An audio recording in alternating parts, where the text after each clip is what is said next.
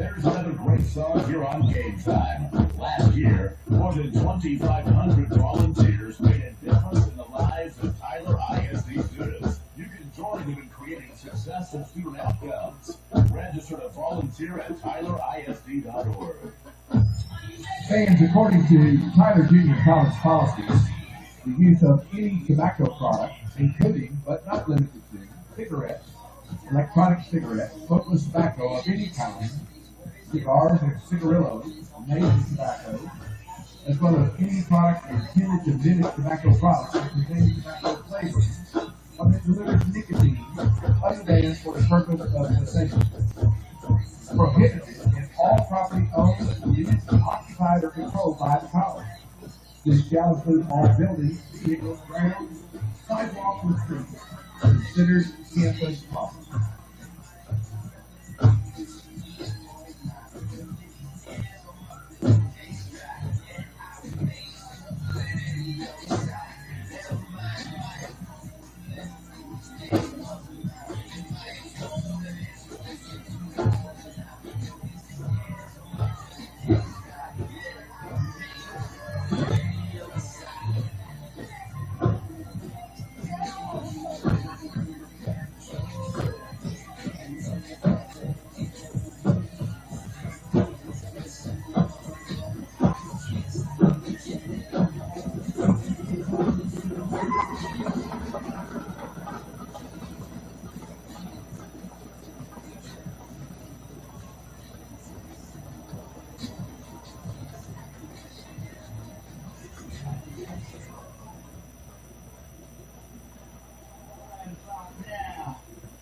Soul Brother, check it out now. The Funk Soul Brother, check it out now. The Funk Soul Brother, check it out now. The Funk Soul Brother, check it out now. The Funk Soul Brother, check it out now. The Funk Soul Brother, check it out now. The Funk Soul Brother, check it out now.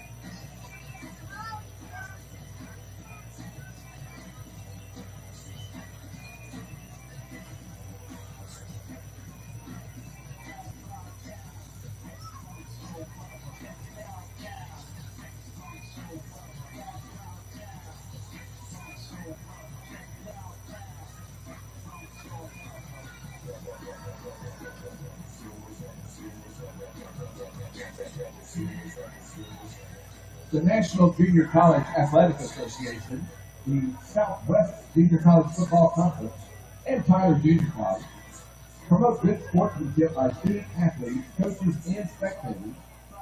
We request your cooperation by supporting the participants and officials in a positive manner.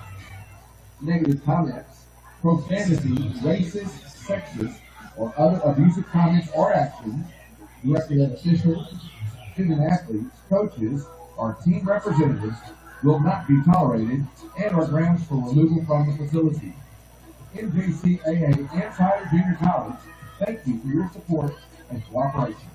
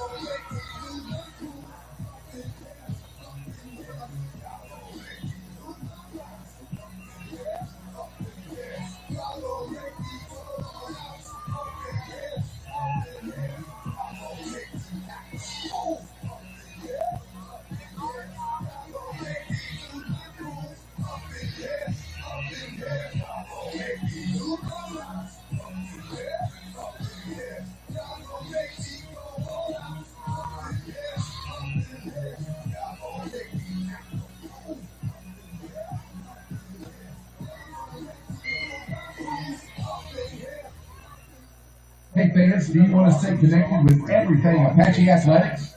Be sure to follow us on all social media accounts. Follow us on X at Apache Athletics, on Instagram at TJC_athletics, and like us on Facebook at Tyler Junior College Athletics. Visit tylerisd.org/pre-K to get them started. Tyler ISD plays, he's always done the best music.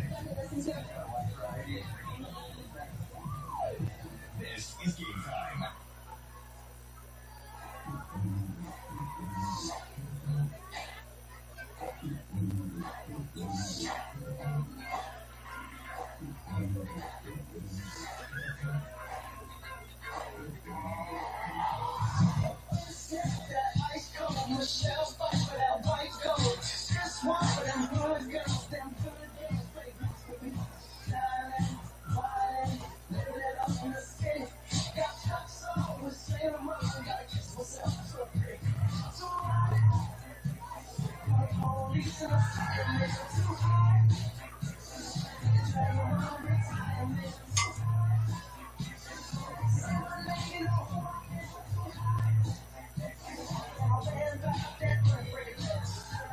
Hallelujah.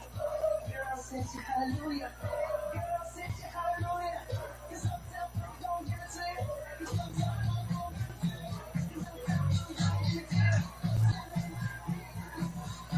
Believe it, just watch.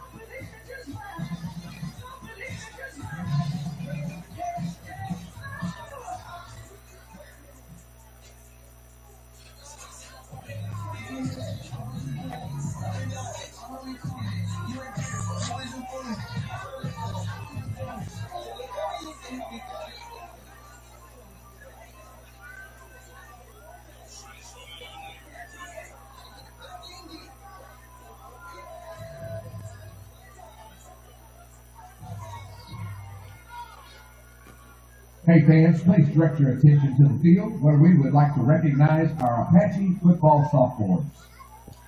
Number 0, Aiden Campbell. Number 1, Jaden Lawton. Number 2, Terrence North. Number 2, Bernard Ayla. Number 3, Jacob Robinson. Number 5, Cam Thomas. Number 5, Kendall Marks. Number 6, Sam Fungame. Number 7, Jaquan McGee. Number 8, Samuel Robles. Number 8, Christian Baxter. Number 9, Jaden Madkins. Number 10, Josh Thomas. Number 10, William Cornelson. Number 12, Emmanuel Ogans. Number 14, Grant Perez. Number 15, Darian White. Number 20, Skyland G. Lewis. Number 21, Vaquan Bugs. Number 22, John Solitaire. Number 23, Matthew Cooks. Number 25, Lavarian Logan. Number 35, Trenton Lee. Number 42, Chris Atkins. Number 44, Lazarus Rosario. Number 45, Ziggy Loa. Number 50, Elijah Garner.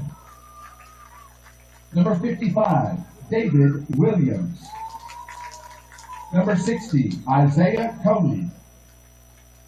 Number 67, Colby Carraza. Number 71, Elisha Samples. Number 77, Isaiah Tatum. Number 80, Gavin Green. Number 87, Jaden Evans. Number 95, Lamarian Hatcher. And number 98, Jamarcus Moy. Let's give it up one more time for our 2024 Apache Football Sophomores.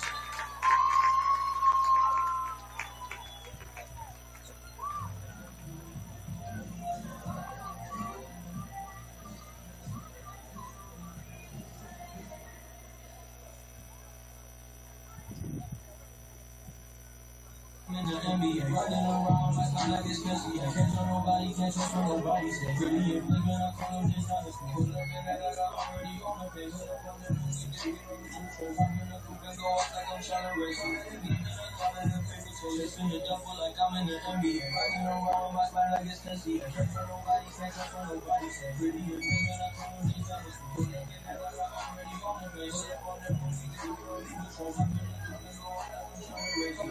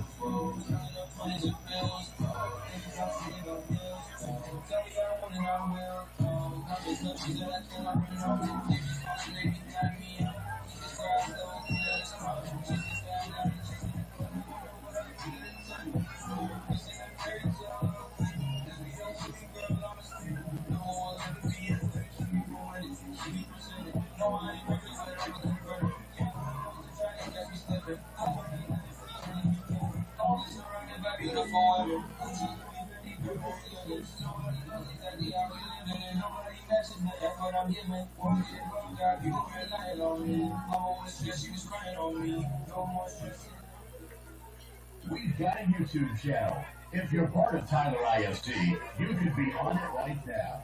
Go to youtube.com/TISDTV. See all successful student outcomes on Facebook, Twitter, and Instagram too. More music is on the way here on Game Time.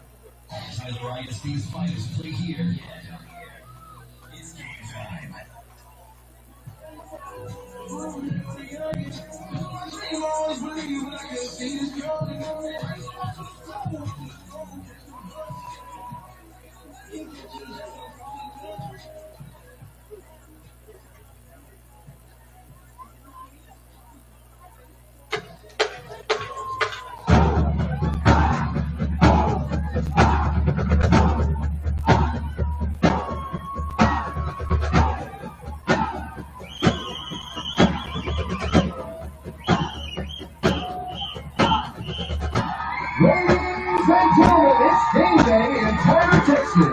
Led on the field by featured players Taylor Hudl and Brody Rock, your Apache men and Apache Bells.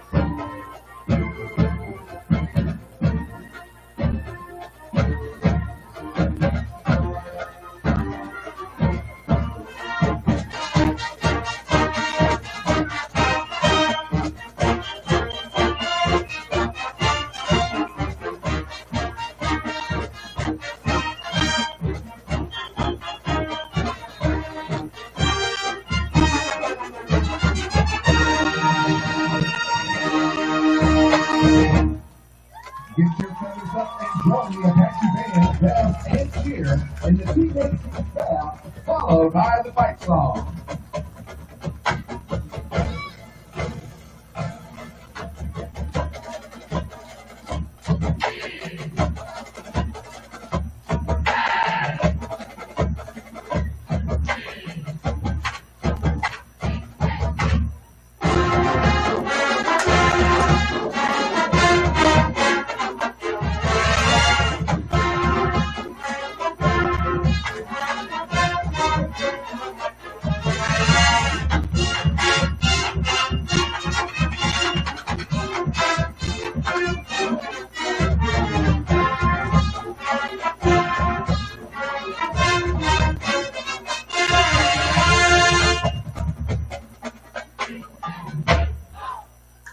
At this time, we ask that you please stand for the playing of the Kilgore College School Song, conducted by Kilgore College Director of Bands, Derek Lugazzo.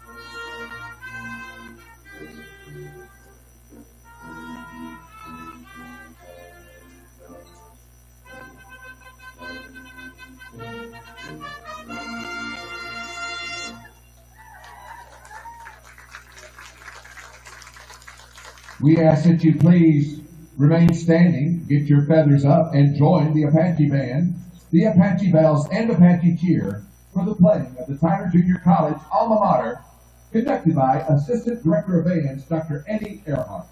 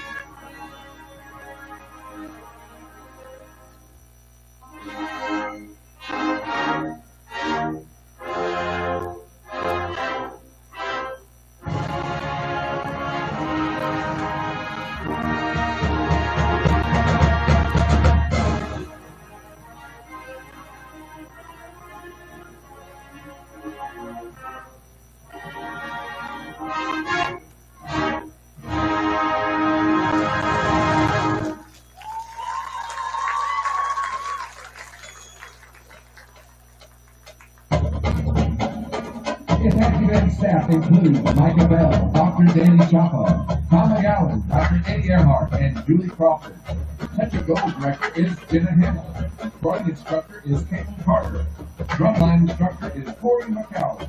Apache Bells are under the direction of Artistic Director Christy Evans and Graduate Assistant Lily Castillo. Apache Cheer is led by Assistant Coach Cheyenne Sully.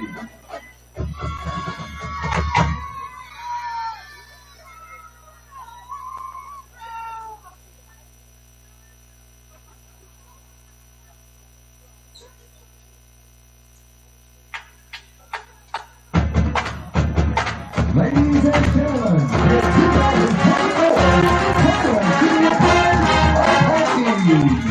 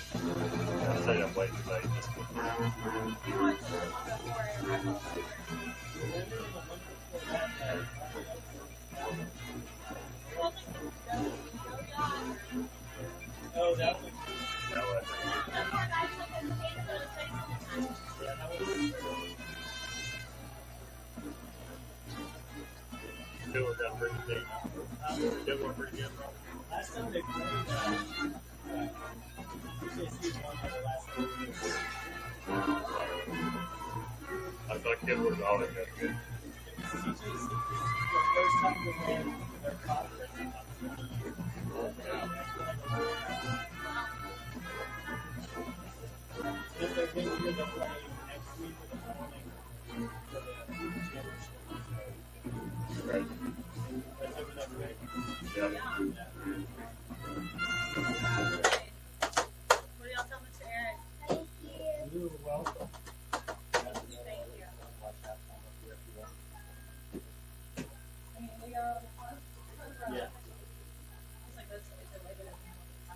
Please stand as we honor our country, our servicemen and women, our veterans, and those who paid the ultimate sacrifice for their country with the playing of the national anthem.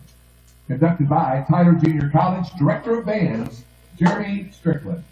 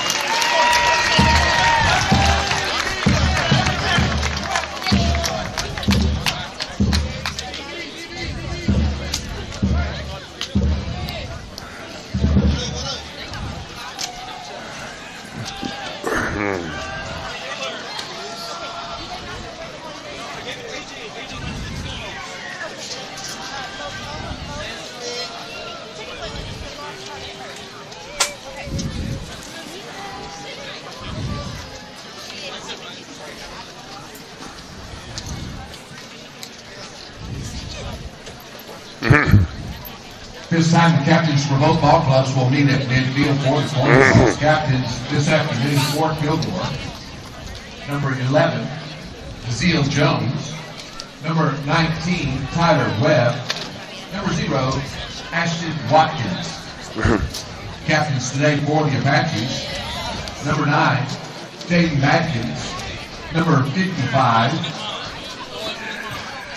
From Earl Campbell Field at Christus Trinity Mother Francis Rose Stadium, the Apache and the Kilgore Rangers in the conference semifinal this afternoon. Eric Stern out of the Dallas area is our referee this afternoon. He wears the white hat. TJC's captains today include center David Williams and defensive lineman Jaden Matkins. The Apaches in their home black pants, jerseys, black helmet, gold and white trim, white numerals. Kilgore in their blue pants, white jersey, silver helmet. They've won the toss. The Rangers have deferred, and so the Apaches, Kevin, will get the opportunity to possess the ball first today. Well, yeah, and as I stated, they need to get off to a quick start. They weren't able to do that against Navarro about 3 weeks ago and got behind big early. So they need to get off to a good start and try to set the tone for this game with their offense. Umpires Preston Taylor, head linesman Nicholas Godfrey, Nicholas McFall, the side judge, linesman Josh Hale, field judge Brandon Rusher, back judge Tony Kramer, and the center judge is Tony Cleveland this afternoon. So we're ready to rock and roll. The Apaches with Trey Guerra, the scheduled starter this afternoon. Redshirt sophomore from Keller, transferred from Central Arkansas. 18 of 30 in the first Kilgore game for 180 yards. Ironically enough, Tyler's touchdown came on an option pass from Tank Logan to Terrence Nawlings in that game. Tyler took a 10-0 lead. Kilgore rallied, led. Tyler came back, tied it, and then at the end they kicked a field goal. It was a field goal fest. 5 field goals in that game. Just one touchdown apiece. Again, I expect a similar game today. Apaches will go left to right across your device or dial, however you're listening or consuming our game this afternoon. We're glad you're with us. It is low 70s and overcast here this afternoon. And on the turf here at Rose Stadium, the Apaches and the Rangers about to play, the winner to take on either Navarro or Cisco next Saturday for the regional championship. Tyler coming off a loss to Navarro 2 weeks ago. They're coming off a bye week, and the Rangers coming off a very, for them, disappointing 20-10 loss at NEO, which puts them in the 4th position and put them in a situation where they come here as the 4th seed. So no matter what happens, if they were to win today, they go on the road. Tyler knows that if they can win, they would host the championship game next Saturday. Ball teed up, and we're about ready to play some football this afternoon. As we get ready to roll, the Rangers have it teed up, and Monsivais will kick it off to the Apaches again, who will go left to right. The kick is in the air. It's returnable. It'll be taken at the 4-yard line. Cam Thomas upfield going left 15, 20-yard line. Jukes the tackler, gets it to the 25, which is about where he would have started had he chose to take the touchback. So the Apaches across their offensive front, Josiah Drake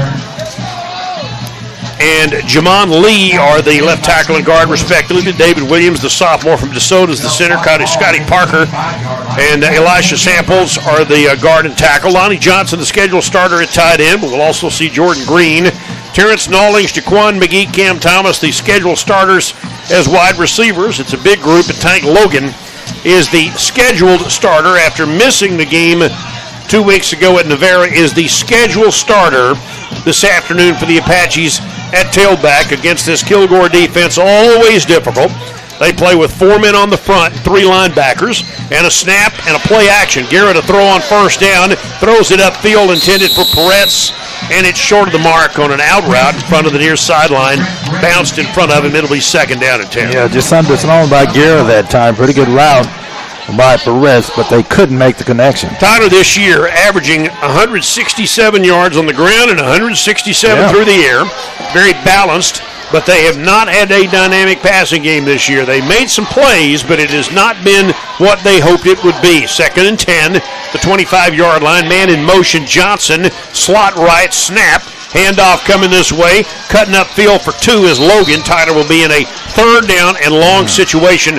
Come down and 8 after a tackle by Kilgore's Josh Williams, the linebacker, who really did a great job in that last game, except for one really, really dumb penalty. Yeah, we had a few dumb penalties in that game. Hopefully we don't get much of that today. 3rd down and 8 for the Apaches. Again, they're at their own 27-yard line near that left hash.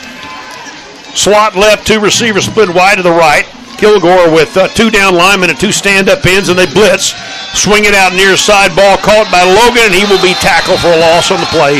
Back to about the 23-yard line by Marcus Moultrie. So Kilgore forces a 3 and out. The Apaches not off to a good offensive start. And again, the Rangers are a strong defensive team like Tyler. They have struggled offensively this year. But now they're about to take over after the Apaches failed in their opening possession. Well, stop me if you've heard this before. That was another quick 3 and out for the Apaches offense. So the Apaches are about to punt, and their punter this year, Brian Ramirez, averaging nearly 43 yards a kick, has done an outstanding job. And the Apaches are going to have to kick it away. Stands near the 10-yard line as he gets ready to kick it, and that was almost blocked, and the ball off the side of his foot. It gets it away, goes out of bounds near the 45, and he may have been roughed. Oh, no, he was roughed. Now, I'm not sure how he missed the football. Now, he was definitely roughed unless the ball was tipped, because I'm not sure how he missed the ball. So we'll get the penalty flag. I'm showing Branch is the guy out there along with Kendall Taylor. But, man, he is down on the ground. Now, if they got a piece of the ball, all that's bets what are I'm off. talking about. And I'm not sure how he missed it. And it was a bad punt. So I'm not sure if he got a piece of it or not. But there's definitely there's a flag down, and so the flag is down, and so the call has already been made. Yeah, but it doesn't mean it stands. They're going to talk about it and see if anybody saw the ball was tipped. All right, so Eric Stern, the referee, already with a little bit of controversy. Tanner Jacobson's out talking to him. Now, Baxter can punt, but Ramirez has been so good this year that they haven't needed him in that role. Ramirez is up, but he got rocked on that play. Let's see if indeed they will indeed mark off this. It would be a first down for Tyler if it stands. And here we go. Eric Stern's going to tell us all about it. And we'll hear momentarily after he gets through chatting with the Apache coach. They're still talking about it. Yeah. Long conversation. Already a debate. Yep, We've already got Here we go. Oh, baby. The Tyler offense coming back out on the field. They think they're back out there. Well, and I'm sure there will be at some point after this long discussion. What are we talking about? I'm not sure what they're talking about. I mean, it is either a penalty or it's not, right? Unless they're calling, there's a choice between running into or roughing. Well, now, that was clearly roughing to me. Yeah. Well, the Apache offense is out there, so that would indicate now the Apache punt team is out there. Okay, so they're going to call running into instead of roughing. Okay, all right, so it's a whole different ball game. So that makes it 4th and 6, and Tyler has the punt team back out there. Now, having said that, Christian Baxter, who hasn't punted much this year, is the Tyler punter right now. He stands at the 15-yard line, and so he will kick it away. So after that little debate, the Apaches will indeed kick it away. Kilgore should get pretty good field position out of this. And so as we get ready to roll with Caden Bradley back to receive the kick, it is away. That's kind of an end-over-end kick that'll take a Tyler bounce and take it down near the 35, 34-yard line. Now, we're not 100% sure who the quarterback will be today, except that our man Manny Almanza indicated that Jarek Jones, a freshman, will most likely get the start today. Jones is out of Summer Creek in the Houston area. He played in that Tyler game. They have used 2 this year. Tyler Webb, the sophomore from Kilgore, had been the starter for much of the year. But, again, we're not 100% sure, but it looks like it will be Jones out there. No, I think it's going to be Webb. Yeah, they've used 3 different quarterbacks, including Jones a couple of weeks ago. Last week, and he threw 2 interceptions. So Webb will be the quarterback here at their own 34-yard line. We'll set the Tyler defense for you in a moment. They go right to left. Far side to short side, hand the football off. Gary Maddox has a nice hole upfield for about 7 out to the 41-yard line. The Tyler defensive unit, Ziggy Loa, Jaden Matkins, Knowledge Davis, and Derek DeGreat out of Bullard, the scheduled starter and nose today. Darian White and Will Cornelison, the linebackers, lead the country in tackles. Kendall Marks and Jaden Lott, the cornerbacks. Burnock Aya, Sam Fongang, and Jacob Robinson in that Tyler secondary in sort of a 4-2-5 look defensively. 2nd and 3 at the 41-yard line for the Rangers. We're just underway, no score, about 3 minutes into the ballgame, not quite 3 minutes in. Kilgore goes with a 3 wide receiver set. They have backs in an offset formation. Shotgun with Webb taking the snap. Keep it on the ground. He's going to roll out. He'll pitch it out to Maddox, who makes the catch and stumbles forward for the first down. He got tripped up after making the catch by Burnock Aya, but did manage to pick up the first down yardage out to about the 46-yard line, so the Rangers move the chains. Well, Aya was just a step late on that one, couldn't keep him short of the first down, so good job by their offense to move the chains. Rangers have a first down at their own 46-yard line. Again, they go right to left. They wear their blue pants, white jerseys, red, blue numerals with that silver helmet and the blue star as they line up from that far hash again. Tyler with 4 men up, snap the ball. Webb, play action, rolling out. Blitz coming, chased all the way back downfield and throws it away. Being chased all the way back to the 30-yard line by the Apaches. I think that was Aya coming on the safety blitz that time, and the Apaches will make it a second down and 10. Yeah, Kendall Marks, who had the interception in the game that mounted to the game-winning field goal against Kilgore the first time around, also got pressure on the quarterback that time. So it was Marks, not Aya, who got the pressure. Okay, so the Apaches have forced Kilgore into a second and 10 at the 46-yard line. Man, Conrad Barr is here helping us out this afternoon as well. We appreciate that. Second and 10 at the 46. Kilgore to the short side, puts 2 receivers and 1 wide to the left. Blitz coming. Reb's going to throw it to the far side, makes the catch at the 50-yard line, and that would be short of the first down, but a pitch and catch to Melvin Polk, the sophomore receiver. And the tackle by TJC, that would be Aya with the hit. It'll be third down and 4 coming up for the Rangers, just into Tyler territory at the 48-yard line. Well, that's a great tackle by Aya, one-on-one, and a nice job to not allow him to get upfield. Just over 11 minutes, or about 4 minutes into the football game. No score. Kilgore has crossed midfield. Tyler offense not able to get anything done on their first possession. Hopefully that's not an indication of the kind of afternoon they're going to have. It's a 3-receiver set. Offset backfield. They got 2 backs. Webb out of the shotgun with a man in motion.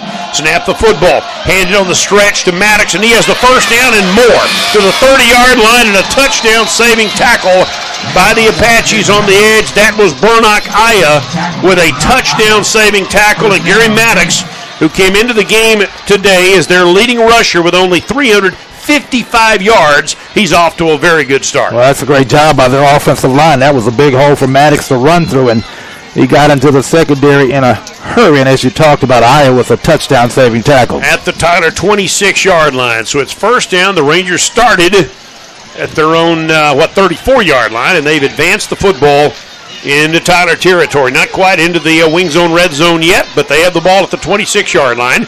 Man in motion is Polk. Hand the ball off on the stretch, coming to the near side. The Apaches chase him to the edge. Not much available that time as they chase the ball carrier out of bounds that time. Devontae Mosee chased out by the Apaches, and a good job by Marks to run him out of bounds after a short gain of about 2 yards. It'll be third down and 8 coming up. Yeah, that's a great job to chase him down before he fully turned the corner. He did good positive yardage on the play, but it's a nice job by the Apache defense. Third and 8 at the TJC 24-yard line. Just underway here at Christus, training by the Francis Rose Stadium in the conference semifinal. Tyler won the first meeting 16-13. They had gone all the way back to the playoff game, this same game in 2021 at Kilgore. Tyler had not won. Webb, play action, looking to throw, got time, throws far side. That ball is way over the intended receiver. Polk nowhere close that time, and the nearest player was TJC's Cam Robinson on the play, and it'll be fourth down and 8 coming up. Maybe a field goal try here for the Rangers or not? What do you think? Looks like they're going to leave the offense out there. Quarterback and receiver not on the same page. There was a corner route run by the receiver who broke it off, and Webb thought it would keep running.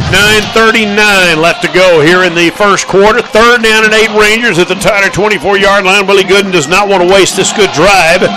So instead of sending the field goal unit out, looks like the Rangers are going to go for it. They've got Mosee in the backfield, and the quarterback Webb out of the shotgun, 5-man rush. Webb's got time, flushed out, looking, throwing, ball caught, first down, Polk inside the 15-yard line. He was uncovered over there. Marks trying to chase him, but boy, what a great job. I said Polk, check that. The receiver that time by the Rangers was, it was Mosee. Mosee made the catch over there in front of the Kilgore bench for a first down. Well, that's a great job by their offensive line as the quarterback Webb had plenty of time to find a receiver downfield open for the Kilgore first down. All right, so it is a first down, and they make that fourth down and 8 at the TJC 13-yard line. Apache defense gave way that time. They need to step up now. So they're in the wing zone, red zone, Webb out of the shotgun for the 13-yard line. No score, Kilgore threatening, and the football off coming near side, and a first down, a run on first down inside the 10-yard line, and that is Dominic Williams with the run for the Kilgore Rangers, and that's a gain of 5. Well, and right now the Rangers have it working both on the ground and through the air. They're on the move. They got a second down and 5 at the TJC 8-yard line. Trying to jump out to the lead. Williams stays in as a deep back behind the quarterback, Webb, and they're going to hand it to him again. Williams looking to the right side. Ball hit inside the 5 down to the 1-yard line. And it'll be third down at the 1. It is first down. I checked that. First and goal at about the 1. It was second and 5. Yeah. Gain of about 7. He's at the Tyler 1. It's first and goal at the Apache 1-yard line. Yeah, and they really got it going on the ground. This is what we've gotten used to seeing from a Kilgore offense in the past. Churning out tough yardage and another first down. All right, since receivers left and right, they go with double tight end set here and load up with a heavy formation. And a runner in the backfield is Williams. They're going to keep it on the ground. Williams hit, and he did not get there. Boy, knifing in from the outside to make the play that time was Jacob Robinson, who we spoke with on the pregame show, knifing through between the tackles, or between the tackle and the guard, and shooting the gap to make the play. It'll be second down, and they lost a yard. Yeah, and a great job of getting a penetration. Almost made the hit about the same time he got the football. Second down and goal at the 2-yard line. Rangers knocking at the door here. No score first quarter. Slot left, 2 receivers. In fact, double slots left and right. Hand the football off going to the outside and to the edge at the pylon. That should be a Kilgore touchdown. It is. Touchdown run, Rangers. Keith Willis from 2 yards out, and the Rangers are on the board. Yeah, just a great drive by Kilgore. Again, they were able to mix it up with the run and the pass. A lot of it on the ground, and again, that's old-style football from Kilgore for the score. Keith Willis Jr. with the run, and the Rangers take a 6-0 lead in the football game as they prepare to go for the 7. Adam Reyes is out there. Check that. Anthony Monsaves will try to kick this extra point here for the Rangers to make it a 7-0 lead, which he does. 7:17 left to play here in the opening quarter of play. It's 7-0 in favor of the Rangers. Back in 1 minute, 92.1 FM the team.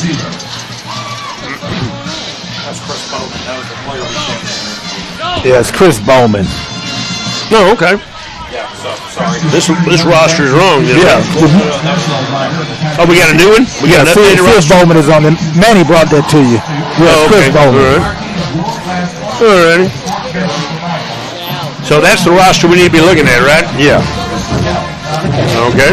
Well, then, scratch this one. Let's put this right here.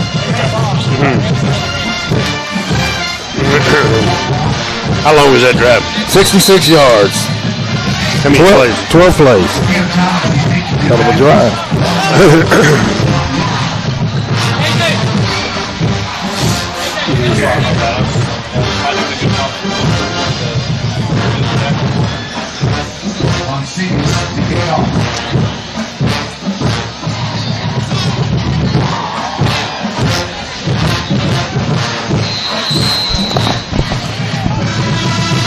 Correction, Chris Bowman with the 2-yard touchdown run. Kilgore up 7-0. Yeah, 12 plays, 66 yards, 6-minute drive to open up for Kilgore. All right, so the Apaches will take this kickoff down 7-zip, try to get some offense going here. Ball lands a yard deep in the end zone. The Apaches will take the touchback and start at the 25-yard line. Again, the Apaches go 3 and out on their first possession. Kilgore converts a 4th and 8. Yeah. To keep their drive alive, and so they're up 7-zip in this football game. Impressive drive, as I talked about, most of it on the ground, but 12 plays that chewed up 6 minutes. That's a great drive for Kilgore. So the Apaches will line up at the 25-yard line where they started last time out. Again, they were 3 and out, and their punter got hurt. On top of that, Brian Ramirez. So we'll see how that develops, but hopefully they won't need him on this drive. The Apaches down 7-zip here. Trey Guerra, the Tyler quarterback, who running back in the ball game. That may be Burgess, who scored 2. They're already the movement on the Apaches. At that time, Lonnie Johnson jumped, the tight end, so it'll cost the Apaches 5 yards. Their offense has been, as we have said this year, challenged at times. On the other hand, when they've been good, they've really been able to run the ball well. But Kilgore's not an easy team to run against. In fact, they're the hardest team to run against in the conference. They give up 89 yards a game on the ground. Tough to run against this defense. So now Tyler's behind the chains. It's 1st and 15 back at the 20-yard line. Ball in the middle of the field as they snap the football. They throw it up the near side. Ball on a quick slant, and a nice gain of about 14 yards on that quick slant to Jaquan McGee for the Apaches. And the tackle made by the Kilgore Ranger Anthony Rose that time. Rose, the defensive player, made the play. That's a 14-yard gain. It'll be 2nd down and 1. Nice play for the Apaches from Guerra to Jaquan McGee. Ball near that near hash. They send 3 receivers into the formation. Fake the handoff. Roll out. Pitch it. Johnson. Caught Johnson to the 39. And he gets the 1st down, but there is a flag down. Yeah, late penalty flag. Maybe it's on the tackle. We hope it's on the tackle and not something against the Apaches. They're already saying holding on Tyler. Against TJC. Holding on Tyler. That'll negate the 1st down pitch and catch on the 5-yard pass to Lonnie Johnson, who came in with 14 catches this year. So that will negate the 1st down. Tyler had a 2nd down and 1. That'll make it a 2nd down. Depending on where the hold was, it'll be 2nd down, we think probably about 9 coming up here maybe, depending on where they mark it. Yeah, it looks like what it's going to be. Ball will be marked back at the 34-yard line. The Apaches have the right idea, a couple of short passes to get Garrett some confidence in throwing the football and try to loosen up this Kilgore defense. 2nd and 6 where they mark it at the 34. 2nd and 6 Apaches. Trail 7-zip here with about 6.5 minutes to go here in the opening quarter at Rose Stadium. Make the handoff, and Guerra with the keeper, and he's got a 1st down. Trey Guerra, an option keeper that time, an RPO, and Guerra all the way out to the 37-yard line, and the Apaches had their first down. Yeah, that's a good-looking play by Guerra to keep the football and get around the left edge and upfield for an Apache 1st down. To the 37-yard line, so the Apaches had their opportunity to move the chains. Approaching 6 minutes to go here in the opening quarter. Far side to short side, snap, and the football off. Burgess gets the edge, cuts back 45, midfield, not quite, but close to the 48-yard line. That's a gain of 12, and Tyler 1st down at the 48-yard line. That's a great job of cutting it back upfield and inside to move the chains for the Apaches. TJC with back-to-back 1st down plays that time, and maybe starting to get their offense in gear a bit here. They go with 3 wide receivers this time. Johnson, the tight end, right. Handoff to Burgess, and he is stoned at the line of scrimmage. Wrapped up by 3 white-shirted Kilgore Ranger players that time, including among them Marquise Hill, and also I'm noticing number 5 defensively Matt Freeman, a sophomore defensive tackle, so it'll be 2nd down and 10. Yeah, Burgess not a big guy. Had a bunch of big guys jump on his back. They stack 3 receivers tight left toward the boundary sideline, toward the Kilgore bench, and now they come near side. Man. Whole lot of movement, and I think Tyler did a little too much of it. Yeah. And they had 2 guys moving at the same time. They had both Cam Thomas and Lonnie Johnson in motion, and so they're going to get flagged for 5, I think. Well, and TJC is one of the most penalized teams in the nation. 71 penalties coming into this ball game today. And Kilgore have been right there with them, I think, too, haven't they? Man, that last game, there were so many mistakes by Kilgore in that game. They could have won that game, but either team had a chance to win. Kilgore made their mistakes. Tyler made theirs. Tyler just made less mistakes. Yeah, Kilgore made the bigger mistakes, I think, in that first matchup, the 15-yard variety. So Tyler behind the chains. That'll move him back to the 43-yard line. So that's the 2nd time the Apaches have put themselves behind the sticks, back to the 43. And 2nd down at 15. Tight formation. Far side to short side. Man in motion, Johnson. 3 receivers against a 4-man front. And now they hand the ball off on the jet sweep. And, boy, they fumble that ball or juggled it. Cam Thomas juggled the ball, and by the time he pulled it back in, man, he had Kilgore guys all over him that time. They were in his face. Moultrie, the defensive back, being the leading guy on that. That's a loss of about 2 more, and that'll make it a 3rd down and 18 coming up. Yeah, not where the Apaches want to be offensively. When Moultrie with a big hit that time, is the Apaches lucky to hold on to the football. 4.5 minutes to go in the opening quarter. 7-0. Rangers with the lead. Tyler with the ball. They have a 3rd down and long. 2 receivers split wide to the far side of the field. 1 to the right. Man in motion is the tight end. Back to pass Guerra. Chased left side. Throws it upfield and out of bounds along the far sideline. Trying to back shoulder fade, I think, that time for Lonnie Johnson, but it was way short of the mark. And Tyler will have to punt again. coverage provided by, among others, Dorian Friend at that time for the Rangers. So the Apache offense stalls after a promising start. They'll have to punt again. Yeah, Lonnie Johnson had broken free late, but that time as Jarrah couldn't get enough on the football. Well, Ramirez is back out there. So after getting roughed up a little bit on that first punt and coming to the sideline, he is back out there to kick it away again, standing at the 25-yard line. And the kick is away. Nice job. He kicks it away left side toward the Kilgore sideline, and a running fair catch called by the Rangers near the 30-yard line. So the Kilgore Rangers will take over as the Apache offense again picked up a couple of first downs, and then they give it back on a penalty and a loss on a jet sweep that they tried to run. And so now the Rangers will have it back. The Apaches in a game like this, Kevin, you don't want to get down 2 scores this quickly. Yeah, they can't afford. They have proven that they can't come from behind. Against Navarro a couple of weeks ago, they got behind big, and they don't have the kind of offense that'll get them back in the ball game. 4:08 to go, and the Rangers are back out there. Again, their quarterback, Tyler Webb, is from Kilgore. He goes with 2 backs, one standing to his right and one behind him in almost a pistol formation. No tight end, 3 receivers. Tyler in a 4-2-5 look defensively and a handoff, popping it for 3, maybe 4 upfield to the 33-yard line. The Kilgore running back that time did a pretty good job to make something out of nothing. Luke McMullen with the run, and the Apache tackler that time was the linebacker Cornelson, who again, number 2 in the nation, averaging 11.2 tackles a game. Number 1 in the nation, Darian White, his teammate, with 11.4 per ball game. The law firm of Cornelson and White. I like that. Yeah. 2nd down and 6 from the 33-yard line, going right to left. 2 backs, man in motion this time, and they're going to run their own jet sweep.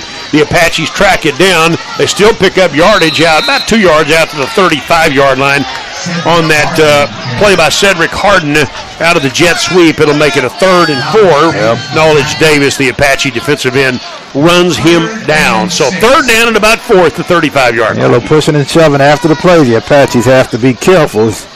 Kilgore will try to draw you into some of that nonsense. So a big 3rd down coming up for the defense. Call it 3rd and 5. They actually mark it back a yard at the 34-yard line with 3 minutes to go in the quarter. Kilgore up 7-zip here at Christus Trinity Mother Frances Rose Stadium on Earl Campbell Field. And again, the Rangers would love to take a 2-score lead because historically in recent years, these 2 teams have been able to, comebacks have been rare. Let's put it that way. Back to pass, Webb. Hit as he throws it upfield, incomplete. On a 3rd down intended for Polk, and the Apaches were bringing it that time, among them Cornelson, the linebacker. Tyler is the nation's sack leader, and they almost got one there. It'll be 4th down. They come in with 44 on the season, most in the nation, as you talked about, but that's a great job by the defense. They came up big when they needed to. So the Apaches get the stop that they were looking for, and that will send Anthony Monsaves, a freshman punter, back out there to kick it away, standing at the 20-yard line, as the Apaches hope to get decent field position out of this as they prepare for Monsaves' punt. And this thing will bounce at the 35, and they let it go out of bounds along the near sideline. So somewhere around the 35-yard line, the Apaches will get pretty good field position out of this with 2.5 minutes to go here in the opening quarter, Kevin. Yeah, again, the Apaches have shown the ability to move the football. They have to put together a sustained drive, and they have to be a little bit better on that side of the ball. By the way, if we make you mad this afternoon, the Kilgore version of this same game is going on KTBB 97.5. Yeah. So if you get tired of Kevin, we will make you mad. If you get tired of Kevin, you can listen to Manny. Why me? All right. And tonight later we got the Aggies against New Mexico State here on the team. First down from the 35, handoff, running by upfield, and a nice gain that time by TJC's Tank Logan.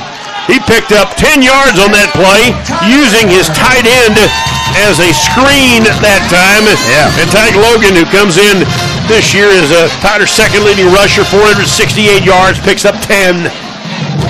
1st and 10 Apaches. They go quickly here, no huddle. 3 receivers, 2 left, 1 right. Give it to Logan again. Logan pops for 6 more. Into Kilgore territory, or somewhere around midfield to the 49-yard line. A gain of 6 on first down as Israel Jones, a sophomore defensive back, their leading tackler, makes the play. Well, that's a good start to this possession for the Apaches. They have to build on that and try to finish it off. Rangers only giving up 244 yards a game and about 17 points a game. They're stingy. Yeah. hence the need not to get way behind. Tyler across midfield, 2nd down and 4. Man in motion, sets up tight near side, fake the handoff, bubble screen to McGee, and he's caught and dropped immediately.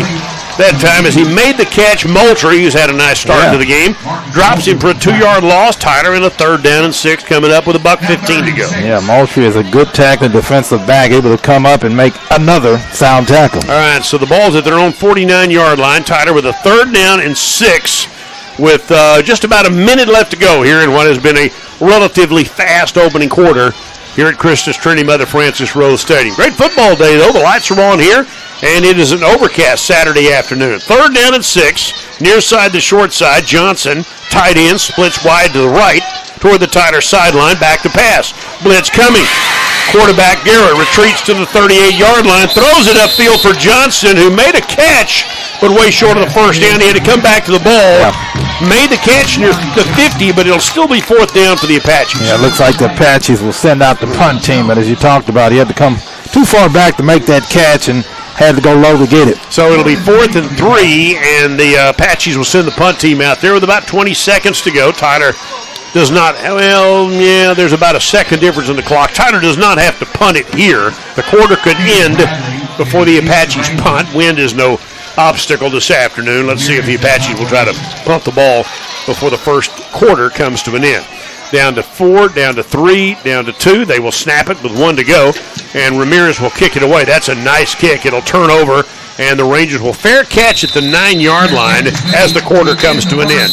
First quarter in the books here at Christus Trinity Mother Francis Rose Stadium. Kilgore 7, TJC nothing. Back in 1 minute on the team. Look here.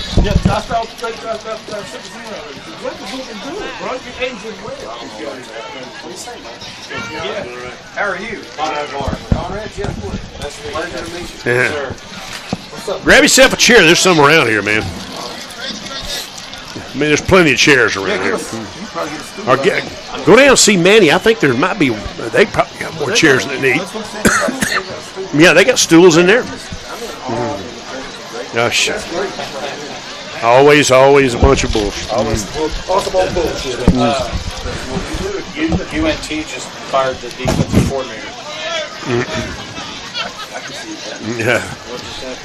Did they get beat last night by UTSA? Huh? Oh. Trailer won last night.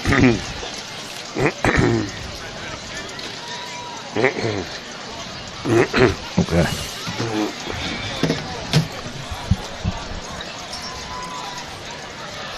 First quarter in the books here. TJC trailing Kilgore 7-0. A conference semifinal matchup between the Apaches and the Kilgore Rangers. Second time this year. Tyler won the first meeting 16-13, Kevin. Well, the officials are trying to figure out where to spot the football. Not sure what's going on here.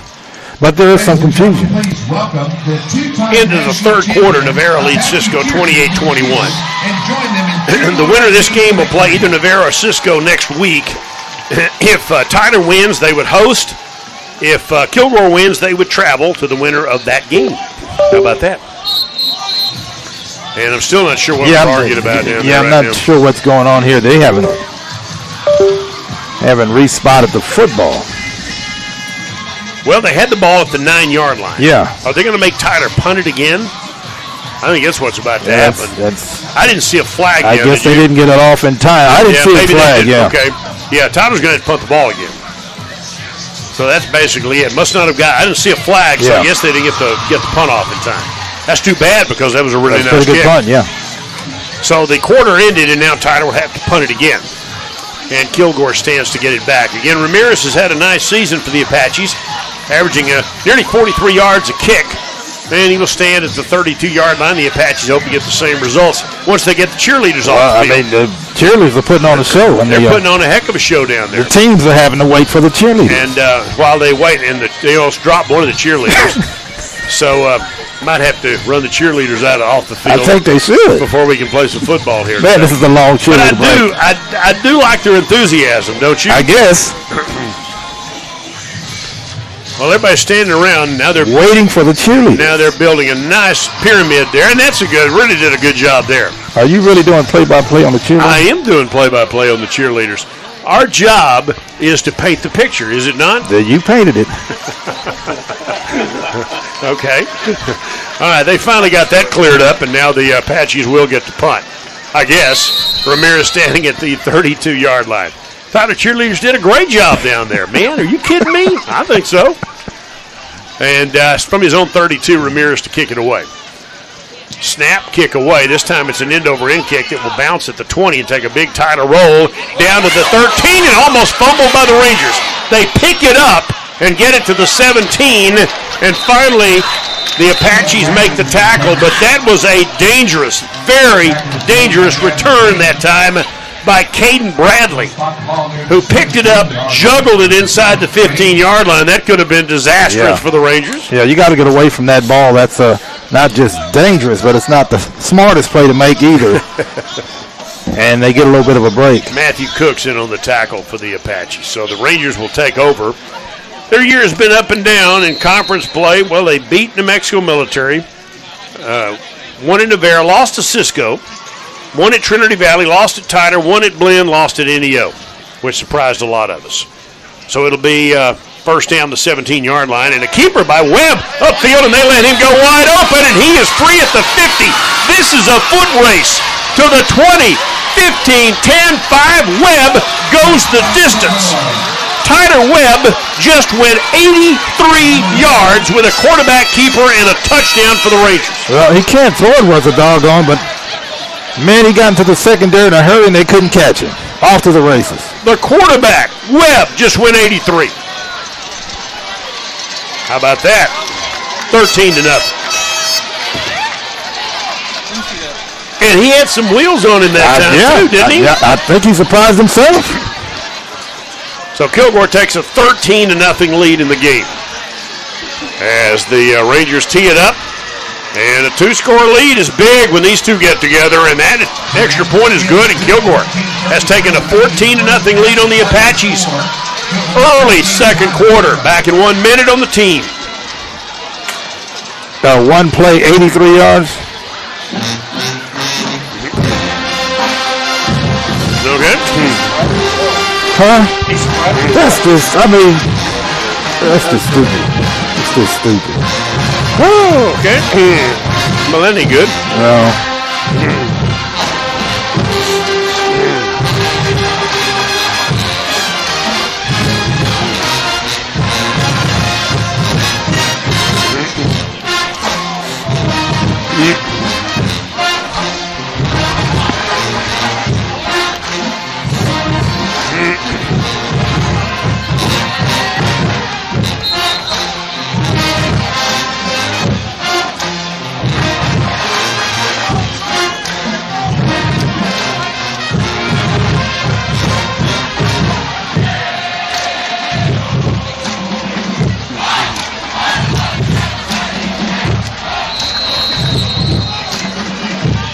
Kilgore quarterback Tyler Webb, a hometown kid, just went 83 yards with a touchdown run.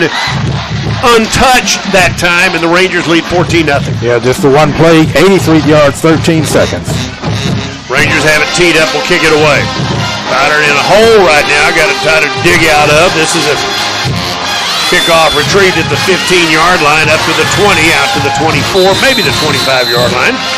For the Apache return man that time, and that is Tristan Larry, who is now returning kicks for TJC. They've used a bunch of guys in that role this year, so the Apaches will take over somewhere, we think, around the 25. Where do they finally mark him out? Near the 30? Did he get that far up? Yeah, it looks like about the 31. Okay, 31-yard line. So the Apaches, pretty good field position. And, again, it has been our experience that in a game like this between these two teams, comebacks are hard, so the Apaches need to stop the bleeding right now. And they've got the ball going right to left here in the second quarter on your device. Guerra, the quarterback, they put a man in motion, snap the football, rolling out, and the quarterback, Guerra, is going to try to answer, keeps it himself for about 5. Sliding upfield past the 35 near the 36-yard line. When did they say he went down? Yeah, where he started his slide, so they give him about 3 instead of the 5. Okay, gave him 3. So he's at the 34, picked up 3, second down. Second down 7 for the Apaches as they again go from the far hash. They send 2 receivers wide to the right. 3 of them make that to the boundary side, the short side of the field, and 1 to the near side toward the Tyler bench with a man in motion. Long count, snap the football. Burgess stacked up, no gain. Burgess hit at the line of scrimmage by the Kilgore Rangers that time. Looks like Jordan Jefferson, sophomore defensive lineman, made the play. It'll be third down coming up for time. Yeah, a lot of white shirts around Burgess that time to make a good play and a good tackle. And tough position once again for the Apaches to be in. Tough sledding for the Apaches so far as we play early second quarter. They're at down 14-0 to the Rangers here at Christus Trinity Mother Francis Rose Stadium. Pretty good crowd on hand this afternoon. And we expect the usual great halftime show as well coming up. The Apaches with a third down, far side to short side, 3 receivers, man in motion for the Apaches. And after the long count, Guerra's going to keep it himself, and Guerra's going to get some room. He's got a first down. Guerra with a nice move at the line of scrimmage and dragged out of bounds past the 45. The Apache quarterback, Trey Guerra, runs for the first down for the second time today. Yeah, that's the second good run for the Apaches, and they really needed to convert there on third down and at least try to put something together. So the Apaches get the first down at the 47-yard line, and they will get the opportunity to keep this drive alive. That was a big conversion this time. Amari Henry hit it wide receiver. He and Cam Thomas split out wide along with McGee to the right, and Guerra's going to throw near side, pitch and catch, caught in Kilgore territory by the Apaches at about the 45-yard line. Nicely done that time by TJC's Terrence Nollings. Bumped out that time by a Rose for Kilgore. Ball to the 45-yard line, pickup of about 8, second down 2. Yeah, Apaches have made some plays. They just have to be more consistent. So Tyler with a near side lineup this time on the painted 45-yard line. David Williams, the Tyler center, crouches over the ball. Amari Henry in motion. 4 wide receivers, no tight end, back to pass. Guerra throws downfield. That ball might have been tipped. He got a hit. The blitz was coming that time, and somebody may have tipped that because it barely cleared the line of scrimmage end over end. So clearly somebody got a hand on the football. It'll be a third down and 2. We think the lineman Jefferson may have touched the ball. Well, and Guerra couldn't step into that pass, felt the pressure, couldn't get off a good pass. A good job by their big guys up front. 12-11 left to go here in the quarter. Third down and 2. The Apaches need to keep this drive going. 3 receivers, 2 right, 1 left. Guerra, snap, late pitch. Got it. Logan on the option, has the first down. He cleared the 40-yard line and gets it deeper into Kilgore territory on a very late pitch by Guerra, and it's a first down Tyler at the 37-yard line. Good execution by Guerra with the late pitch to get the first down. Webb with the tackle for Kilgore. First and 10 at the 37, back to throw. Guerra looking deep down the right side and overthrows the intended receiver McGee. Pretty well covered that time by the Rangers' Dorian Friend, but they take a shot and misfire that time. It'll be second down. That's great coverage by Friend and just pin the receiver to the sideline, make it a tough pass to complete, and that's exactly what happened. 11:44 to go, and Tyler with a second down at the 37-yard line. They took a deep shot, did not work that time. Well covered that time by Friend. Burgess checks in at running back, standing to the right of the quarterback. 3 receiver formation, outside blitz coming, inside handoff to Burgess. Burgess pops for a gain to the 30-yard line. Picked up about 7 yards that time. It'll be third down. Yeah, tough run by Burgess once again. Just 5'7", 175, but he ran bigger than that on that play. Jones, the tackler. He, again, their leading tackler on the season. They've given up less than 90 yards a game on the ground so far. Third down, give him the ball to 29, so it'll be third and 2 for Tyler. Near side to short side, 4 receivers again. The Apaches play without a tight end. No, the tight end, Jordan Green, is in the ball game. Lined up as a slot left. Now he goes to the right side this time as the Apaches send the play in. Guerra out of the shotgun. Green, the tight end, lined up off the hip of the right tackle. Snapped the ball to Burgess. Burgess hit, did not get there. The Apaches stoned at the line of scrimmage that time by Josh Williams, the linebacker. And they have lost a yard that time. It'll be 4th and 3 at the 30. You got to go for this. Yeah, the Apaches have to go down 2 touchdowns. And this field position, you have to keep the offense out there. And more importantly, you got to make it. 4th and 3, ball at the 30-yard line. 4th and 3 Apaches. Ball in the middle of the field. They go with a slot and a tight end in the ball game. And they have the running back Logan in the backfield on a 4th down and 3. Kilgore loads the box, expecting Tyler to perhaps try to run the ball. Guerra has run for a couple of these first downs today. Johnson in the slot right. In fake, they hand off, and here goes Garrett. He's going to keep it again for a first down, and he goes out of bounds inside the 25-yard line. Trey Garrett fakes the handoff that time, almost a play-action looking fake, and faked it to Logan, carries it near side to the 22, and an Apache first down on the play. Webb runs him out of bounds. Yeah, that's a big first down. One of the best plays the Apaches have run here in the first half, their quarterback keeper. 5 minutes into the second quarter, the Apaches trail 14-0. Got a little drive going here nearing the wing zone red zone. Green tight end left, man in motion. Johnson lines up as a receiver to the outside, and two receivers right. Back to pass, looking, throwing deep down the near sideline, and that ball is incomplete. Short of the first down intended for Johnson, and trying to back shoulder play that time, and Jones on coverage that time. Linebacker covering tight end. The pass was way short of the mark, and it'll be a second down. And probably not a bad thing because Jones had great coverage, probably picks it off if it is a good pass. So the Apaches again at the 22-yard line take another end zone shot that time. Now it'll be second down and 10 at the 22-yard line. Near side, the short side. Receiver left, two to the right. In motion, Johnson sets up behind Green off on the right side. Hand the ball to Logan. Logan, tough yardage. He'll pick up some yards, though. Picked up 4, maybe 5. Inside the 20-yard line to the 18, into the wing zone red zone. And the Apaches gain the yardage. It'll still be 3rd and 6 at the 18. Yeah, that's a tough run by Logan. Again, the Apaches have to do that against this tough run defense. 3rd down and 6.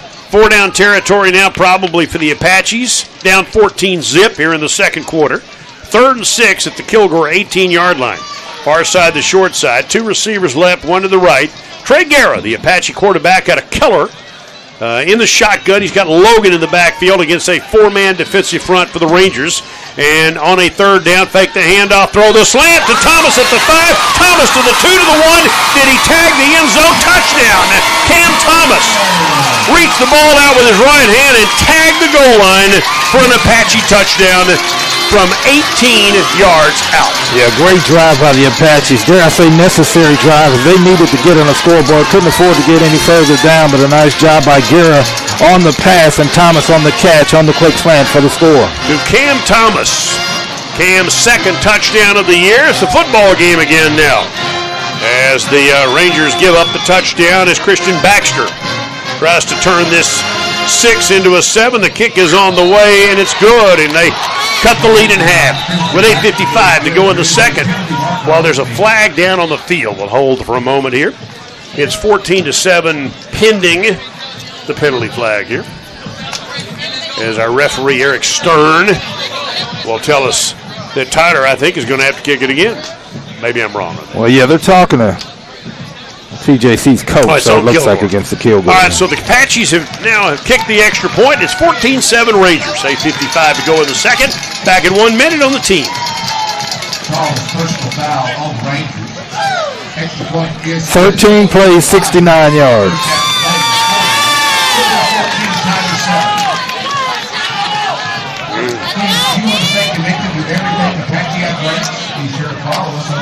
Okay, that's a good drive. There you go. Had to have it. We'll sit down for a second, I think. Yeah, you're doing great. Thanks, man. Super, appreciate it.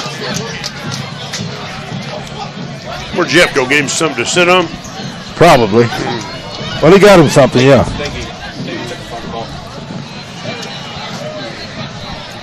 Apache fans, season tickets for single game tickets and men's and women's basketball are on sale now.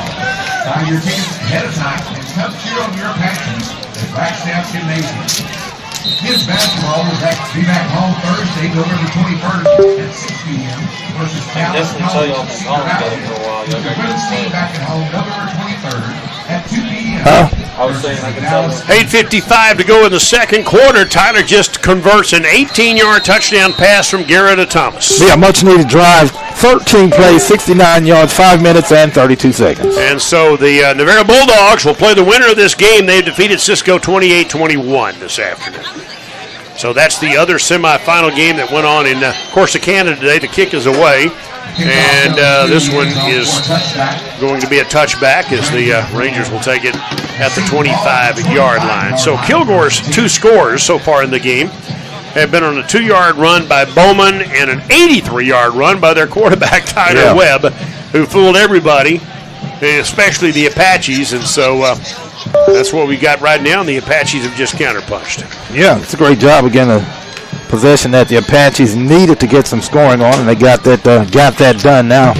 Get back to playing defense. So the Rangers will come back out and begin this possession from their own 25-yard line. We've got 8:55 to go here in the second quarter. It's been a relatively fast-moving game so far, and so far, knock on wood, relatively penalty-free. Yeah. Ball in the middle of the field. They put the tight end in motion, and there's movement on the Kilgore offensive line. Flag flies, and the Rangers are behind the chains as their tight end Bowman might have been the guilty party that time. A lot of Kilgore movement that time before the football was snapped, and so it'll be 1st and 15. Yeah, the Apaches will take any help they can get against this offense who's put up 2 scores in 3 possessions. Again, neither one of these offenses have been prolific this year. Kilgore averaging just 284 yards a game. Yeah. And Tyler, really not a whole lot better. They've averaged 334, which is a little bit better. But the 19 points a game is dead last in the conference for the Apaches. So there we go. So it's 1st and 15 at the 20. Man in motion is Bowman. He sets up right. Fake the handoff, and Webb hit as he throws the ball upfield, incomplete. Tried to find Bowman on a crossing pattern. I guess there were 2 Rangers kind of in the area that time, and neither one very close, and the Apaches were coming hard that time. Tanner Harrison, number 12, was also a possibility that time. And so the Kilgore Rangers will face a 2nd down and 15, ball at the 20-yard line with 8:51 to go. Yeah, the Apaches got good pressure on the quarterback and forced a bad pass. Tyler does not have a sack yet, but they did put pressure on Webb that time. Running back, 3 wide receivers, tight end Bowman lines up in a slot left. Tyler with 4 men up on the defensive front, including Ziggy Loa, and a whistle blows. And Kilgore takes a timeout. We'll take a 30-second break with them. Second quarter, Kilgore 14, TJC 7, back in 30 seconds on 92.1 FM, the team.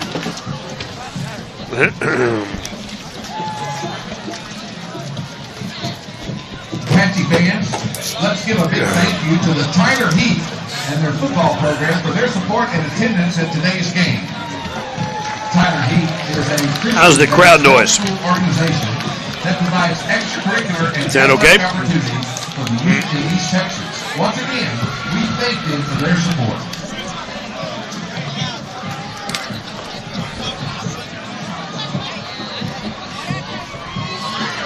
Bill Coates, Kevin Simon, Conrad Barr, Jeff Wood here with us for a while this afternoon as well. We're at Christus Trinity by the Francis Rose Stadium, where the Apaches trailed the Kilgore Rangers 14-7 second quarter. Tyler just scored, though, a moment ago in this Southwest Junior College Football Conference regional semifinal game.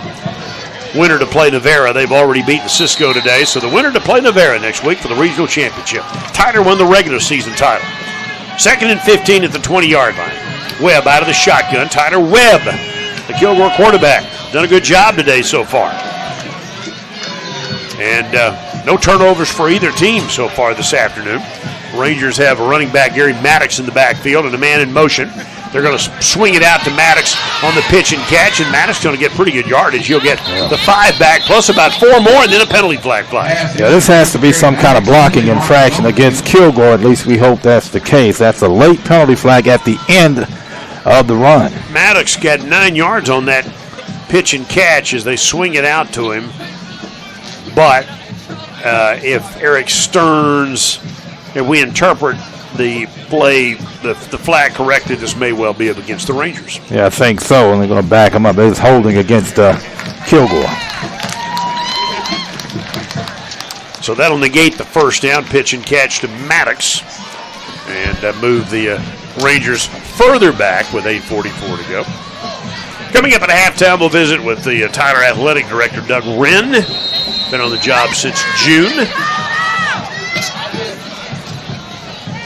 Succeeding the late Kevin Vest. We lost Kevin about a little over a year ago after a battle with cancer. Wonderful guy. Miss him terribly, but Doug already settling into his new job and doing a great job. 2nd down and long from the 17-yard line. Snap the football, Webb to throw. He's got a little time. Steps up in the pocket. The Apaches chase. He throws. He throws it to Polk. Makes the catch. Picked up about 9 on that play out to the 28-yard line as the Apache Sam Fongang makes the tackle. So that'll make it a third down coming up. Third down and about, call it 3rd and 8. Yeah, third and 8 at the 27. That's a great job by Webb, who has struggled throughout the season, actually replaced by the second and third string quarterbacks, but he's back in there, and a nice job to buy himself some time to find an open receiver. 3rd and 8 at the 27-yard line. Again, the Apaches could use a defensive stop here. How great would it be for Tyler to get this game tied up before halftime, get to start over in the second half here. Apache defensive front includes the new guy, DeGreat, who gets his first start out of Bullard. Up front along with Matkins, both playing inside. Tyler with 5 men up on the line of scrimmage, and Webb rolls out on the 3rd and long. Webb looking. Webb hit as he throws the ball downfield, and he is caught at the 30-yard line. No, not able to bring it down as the Ranger Tanner Harrison, covered by Tyler's Kendall Marks, could not complete the catch. He had it for a moment, but when he hit the ground, he did not complete the catch. The ball jarred loose, and it'll be incomplete. Yeah, I thought it was a great play. Thought they pulled it off. The Apaches got a little bit of a break, as you mentioned, not able to hold on to it. So the Apaches get the stop after all that time, and so it'll be Kilgore punting. Monsivais will stand back inside the 15-yard line to kick it away, and the Apaches hope to get good field position out of this as they prepare Amari Henry to make that Tristan Larry back deep at the 37-yard line, standing there as the kick is away. And Tristan Larry will catch the ball at the 36 and did not take the fair catch, and he got popped immediately by the Rangers, and so Tyler will take over at about the 35-yard line. Brave play by Tristan Larry, and got a big hit by Branch for the Rangers, but the Apaches will take over at the 35 with 7:17 to go in the second quarter. Yeah, brave is a one word for it. I got another one that I can't use on radio. Yeah, I get it. I tell you what, you got to tip your hat to these guys that catch these kicks, because you got to have a screw loose to stand back there and do that, I think. Sometimes I'm going, wow, really? Okay, first down, 35-yard line. Tyler goes right to left in the period. Ball on the painted 35, near side, the short side. 3 receivers split to the wide side of the field. Hand off to Logan, bounces it out. 40-yard line out to the 41, picked up 5, maybe 6. As Tank Logan out of Maryville, Indiana. Had a nice career for the Apaches. His 2 years here have been productive, and it'll be second down. Injured lineman down for the Apaches. Big number 71 at the It's like Samples down right now. You know, the sophomore from Cumming, Georgia. Tyler has been lucky this year in that they have maintained their offensive line pretty much intact this year, but Samples will limp off the field by himself, but limping off the field to get it checked out, and the Apaches will have to make a substitution over there at that position to bring in a new offensive lineman. We'll check the number for you coming up in a moment. Looks like Hanzai Rana will check in at the right tackle spot. Here we go with a handoff on a second down, and boy, they nail Logan in the backfield. Josh Williams, number 10, makes a heck of a play that time. Williams has been good. Moultrie also stuck his nose in there. That's a loss of about 1.5 yards. It'll be a third down coming up. Yeah, Logan a little slow to get upfield, but give them credit defensively as a pretty good play by 2 of their defenders. 3rd down and 6 at the 39-yard line for the Apaches. 3 receivers, 2 right, 1 to the left. They go with actually 12 personnel, a back, and 2 tight ends. And Johnson, one of them, shifts left, and the quarterback, Garrett, to throw. He is going to be dropped back inside the 35, and the ball comes loose. I think Kilgore may have recovered. I think that's Kilgore's ball. He was not on the ground, I don't think. Yeah, they're calling it a fumble, I believe. Have they? I haven't seen anybody make a call. Kilgore clearly recovered. Yeah. Are they arguing whether it was a pass or a fumble? They haven't made a call at all. Yeah, that's Kilgore's ball. Yes. Yeah, no way did Guerra have his arm in motion to throw it. That was clearly a fumble and recovered by Jefferson at the Tyler 34-yard line. That's the first turnover of the day.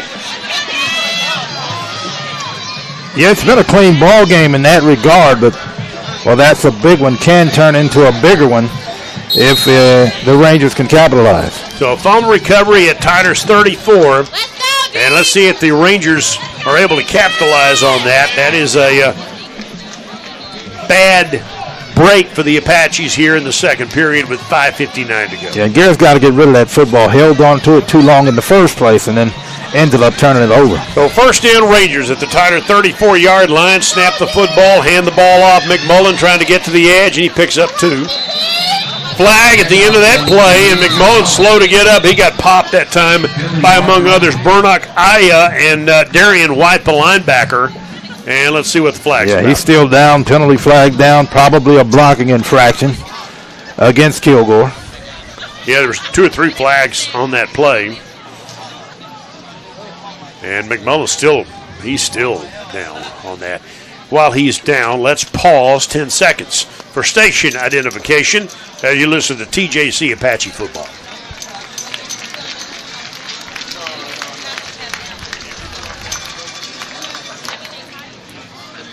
All right, McMullen is being helped off the field. Let's try that again. See if we can pause here real quick. Isaac, the penalty's on Tyler. All right, let's pause. No, I need a station ID, buddy. Okay, that's all right. Don't do it now because we're in. That wasn't a timeout. Afraid we're gonna miss this play. Go ahead and run it out.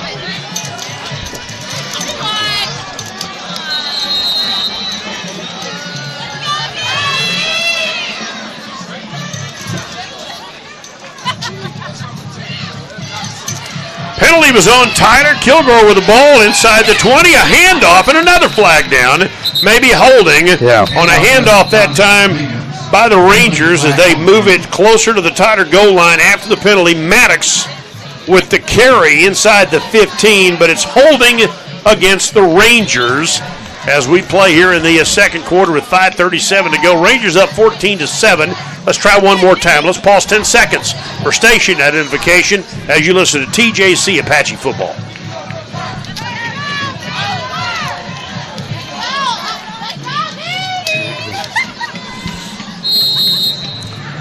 Holding takes it back to the 27-yard line.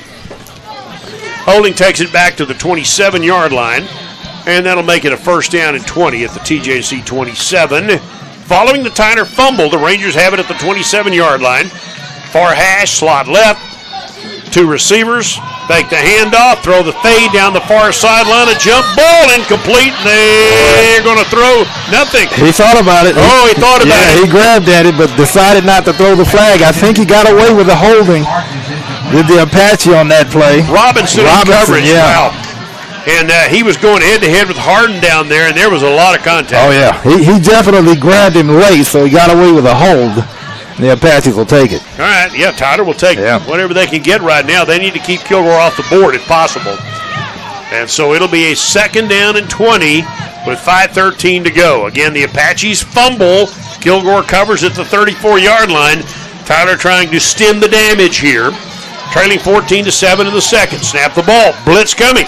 Webb throws the middle screen. Oh, he's got a man to the 20-yard line and back to the original line of scrimmage, but a nice pitch and catch that time for the Kilgore Ranger. Number 3, Mosey made the catch before TJC's Tyson Wilson makes the tackle.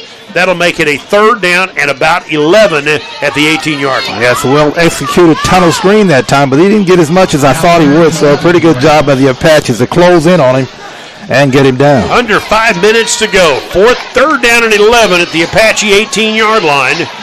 Kilgore up by 7, 14-7 second quarter. 3 receivers right now. Polk goes in motion. Tyler with a 5-man rush. They roll Webb out of the pocket. Flag down.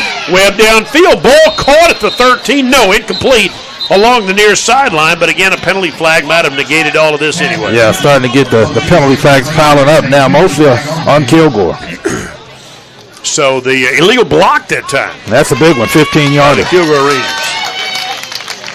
And so while Lawton was in coverage down there, that did not matter in the end because an illegal block will negate whatever was going to happen anyway.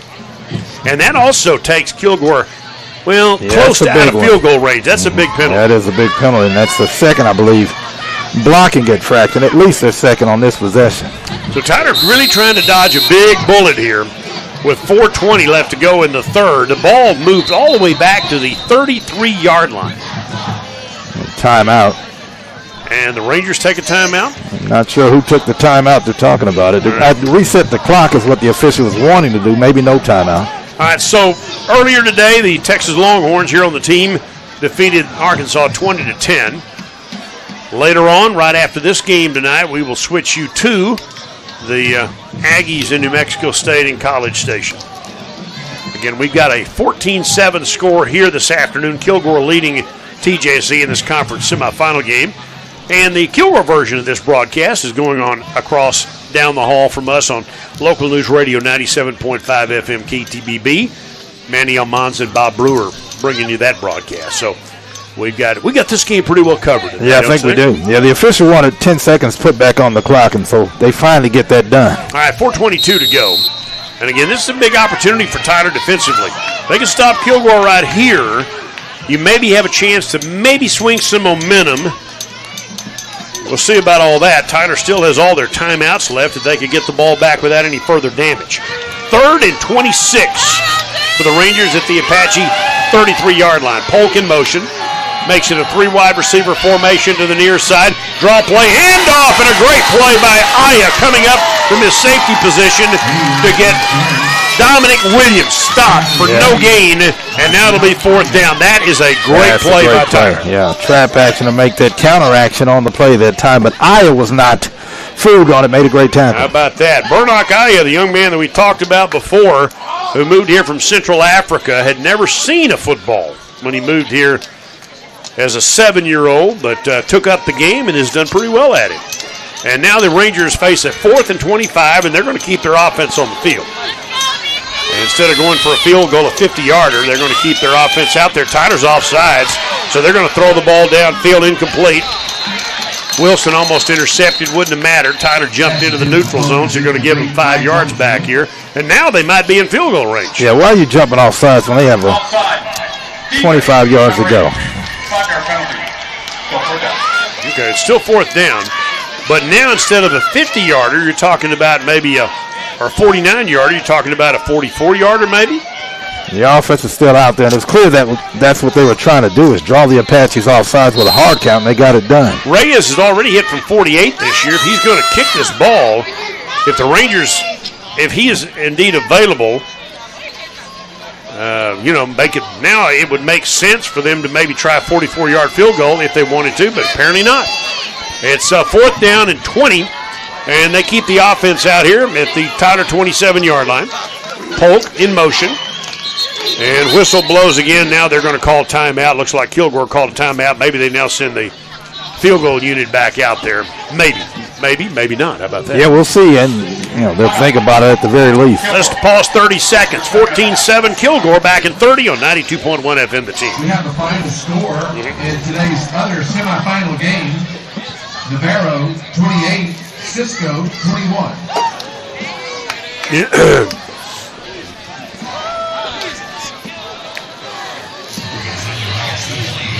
What do you think, big boy? It's your world. We're just living in it.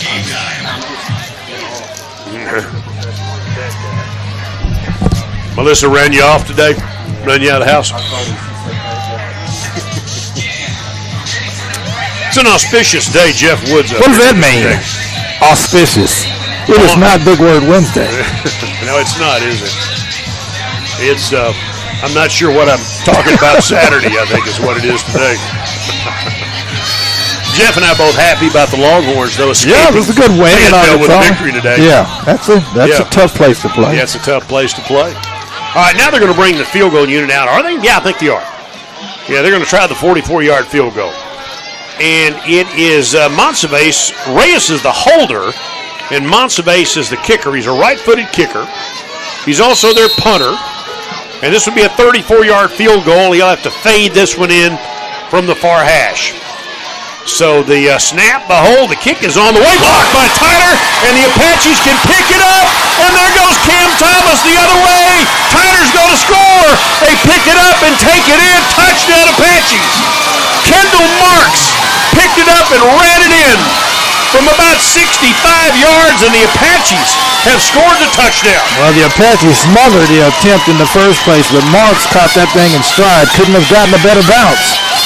Caught it in stride and kept on running. Easy dash to the end zone for the Apaches. We think Skyland Lewis blocked the kick, but how about Kendall Marks on the bounce? He got a basketball bounce and runs it in for the score. That's a big score for the Apaches right before halftime. And sometimes if your offense is struggling, you got to get it from somewhere else, and they got it. Wow. TJC now within a point of tying this football game up with 3:23 to go. A big special teams effort that time by the Apaches. They blocked the field goal, and Marks runs it in. Baxter's extra point, and this game is tied. 3:23 to go in the second, and the Apaches have turned the game around. It's Tyler 14, Kilgore 14, back in 1 minute on the team.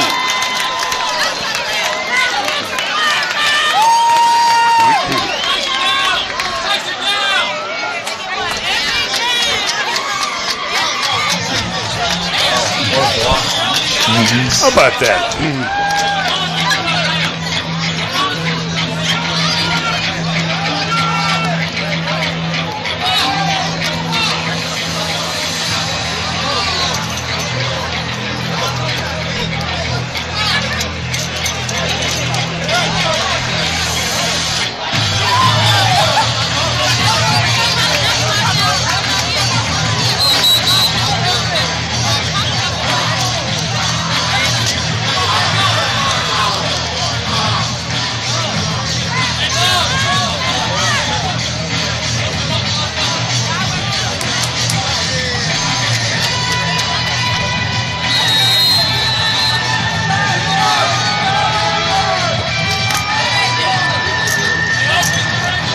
Conrad Bart tells us that Skyland Lewis blocked the field goal. Marks returned it for the touchdown. We're tied at 14. Kick is away, taken at the 15-yard line by the Rangers out to the 30-yard line, where the Apaches make the stop on that return. And so it'll be Kilgore football at about the 30-yard line as we play here with 3:18 to go in the second quarter. Yeah, and all of that came after the Guerra turnover where the Apache defense came up big. They give up nothing after the turnover and, in fact, turn the special teams play into a touchdown. All right, so the Rangers will take over. They got to be a little bit shocked after that. Well, I hope so, but that's, again, a great job by the defense first and then the special teams. So the Apaches make a huge special teams play and turn the game around. We're in the Stereo and Video Center broadcast booth, conference semifinal. We're tied at 14 with 3:18 to go here in the second quarter. The Rangers will get another opportunity here. The Apaches block the field goal. Marks returns it for the score. Rangers back out there going left to right. They're on 31-yard line. 4-receiver formation. Tyler with the blitz coming. Webb throws the ball upfield. Got a man wide open at the 40-yard line. Nobody within 5 yards, and they are into Tyler's wing zone, red zone, or real close that time after a pitch and catch to a wide open Tanner Harrison. It took 3 Apaches and Cam Robinson to finally catch up and bring him down. Yeah, not sure how Harrison or the receiver that time. Yeah, Harrison gets that wide open, and then as you talked about, 3 broken tackles after the catch. So a great job of running with the football after the reception. All right, so while the Apaches were celebrating their score, the Rangers come right back and hit them with a deep ball, and it's first down at the Tyler 21-yard line. Near side to short side this time. They have to wait for the chain gang to catch up, and they'll try to get that. They're waiting on those guys right now. Kind of tangled up right now. They're tangled up down there. I think the chains are tangled. They are tangled up.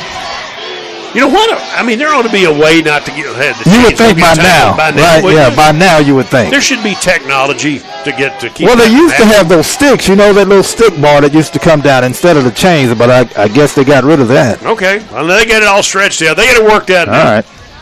It's all good. We're ready to play some ball now, huh? All right. No, they're still not quite sure. No, they're still struggling. I've always wondered what happens if the chain breaks. What happens then? It's a good question. I don't know. These are questions. We've seen a lot of stuff, but I don't think we've seen that yet. I don't think we've seen that. Yeah. First down at the 21-yard line. Now we can play some ball. The umpire declares it ready for play, and they'll run the stretch to Maddox. Trying to get to the edge. Maddox will get there for a 2 or 3, and that's all. As 3 Apaches usher him out of bounds that time, including Darian White. But still picked up about 2, maybe 3 yards on the play inside the wing zone, red zone to the 18, second down set. Yeah, did a decent job of chasing him down, but he still got positive yardage on first down. So the Rangers are at the 18-yard line. Maddox is in. Webb is the Tyler quarterback. The tight end Bowman lined up left and receivers left and right that way. Rolling out this time on a play action fake, throws it to a wide open, his other tight end to the 15-yard line, making the catch and picking up some positive yardage. That is that Jones? I think that's Ashton Watkins. Ashton Watkins. That's right. Watkins, number 0. Watkins made the catch. And the Tyler tackler is Robinson again. So if they mark that ball at the 14-yard line, 15-yard line, where are they going to mark? Is there a penalty flag? Yeah, there's a penalty flag near the Kilgore sideline around the 18-yard line. Didn't see what the infraction was. I still don't see the flag. Am I colorblind? Is the flag, have they changed the flags to green? No, it's kind of behind the official. Okay. There he goes. There we go. I see it over there. So that, well, I guess they're going to wave off. and we got the 2-minute timeout. Yeah. All right, so we'll take a quick 30-second break. We're tied at 14. 2 minutes left to go in the second quarter. Back in 30 seconds on the team. Men's team, Gulf South District champions, are the second overall seed and will face off against number 11, Western Nebraska, tomorrow at 12:30 p.m. Your 8th-seeded women's team will face off against number 1 Iowa Western tomorrow at 10 a.m.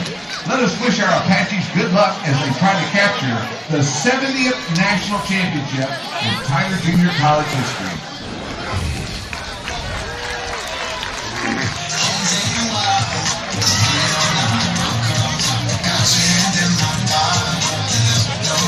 Two-minute college timeout, not the 2-minute warning like the NFL calls it, but a 2-minute timeout taken here. Ball spotted at the 15. It'll be 3rd and 4 coming up for the Rangers. And the Apaches tied 14-14 here in this conference semifinal game at Christus Trinity Mother Francis Rose Stadium. The officials are still having a long discussion about something. Now, the penalty flag was down. I'm not sure if they picked it up and waved it off, but they're having a long discussion about something. Yeah, there was a penalty flag, so I'm still not sure what they decided. We'll let our referee, Eric Stern, tell us about it here in a moment. Maybe not. I guess not. I guess they waved it off. They waved it off. All right, 3rd down and 4 at the Tyler 15-yard line. 3rd and 4 Rangers with 2 minutes left to go here in the second quarter in the tie ball game. Webb out of the shotgun, Maddox in the backfield.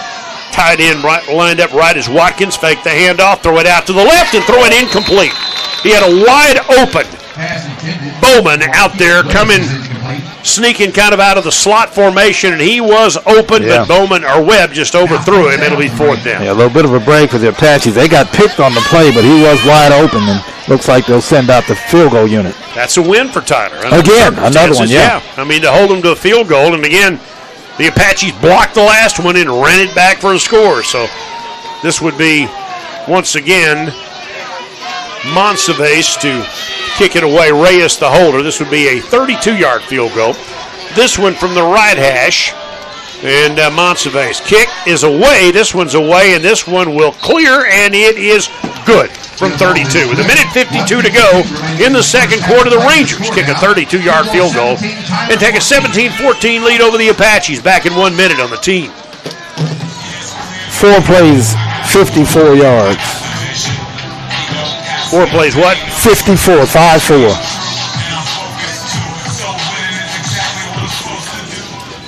All right.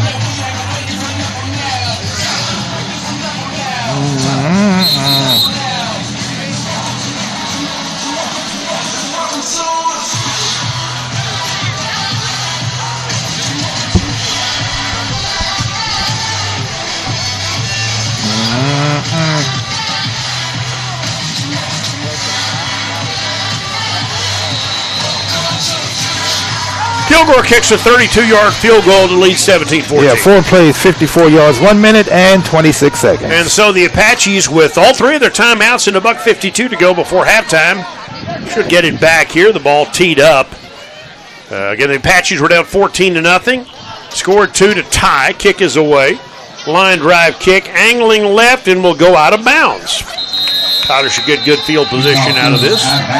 Tristan Leary lets it angle out of bounds along that left side at about the 5-yard line, so Tyler should get good field position out of this. Again, the Apache kicker, Christian Baxter, hit a game winner a month ago against these Rangers. If the Apaches could get into field goal range, you would feel pretty good about their chances with the young man from Legacy High School doing the honors. And so TJC will get the opportunity to possess the ball. And again, they have all 3 of their timeouts left. It'd be nice if they can put something together here and at least get a field goal on the scoreboard before half. Ball's at the 35. A tough start for the Apaches offensively. They have gotten better as the game has gone on. And let's see what they can do here. Ball's in the far hash. They sent 3 receivers tight right toward the boundary side of the field and 1 to the left, Jaquan McGee. 4-man defensive front, 2 stand-up ends and a man in motion is Green, the tight end. Another man in motion, fake the handoff, throw the screen, didn't work out. That ball completed to Burgess, but he had guys all over him that time. Bunch of Rangers, including Smallwood, one of the defensive tackles, and Izil Jones, the linebacker, 2nd down 10. Yeah, Kilgore snipped that one out early and had everybody accounted for, including Burgess, the screen back that time. Correct that 2nd and 12 as they get Burgess for a 2-yard loss. 2nd and 12, ball at the 33-yard line. Far hash, wide side, 3 receivers that way. Fake the handoff, throw it near side, completed. 1st down to Henry upfield of the catch up to the 40-yard line for the Apache wide receiver that time, Amari Henry, before he is bumped down by Jalen Webb as Guerra runs it up, and as he was about to cross the line of scrimmage, he flares that ball out to Henry on the run, and the Apaches get a nice gain on that to the 41-yard line. Yeah, pretty good job by Guerra. I think that was a backwards pass, so good execution for positive yardage. 3rd down and 5. Make that 3rd down and about 4.5. Ball's just outside the 41-yard line with 1:11 to go before halftime. Apaches with a manageable 3rd down here, tight right to tight left toward the near side, and a man in motion. Blitz coming. Guerra's in some trouble. He's going to be knocked down by his own offensive lineman and falls down at the 36. He was about to get out of that problem, but he ran into Josiah Drake, the Tyler left tackle, and he got tackled by one of his own guys. Smallwood will get credit for the stop, but really Drake, he tripped over Isaiah Drake's left leg, and it'll be 4th down. Yeah, and Kilgore go ahead and call their 2nd timeout, so TJC will have to punt it away. Take a 30-second break. 17-14 Rangers back in 30 on 92.1 FM, the team.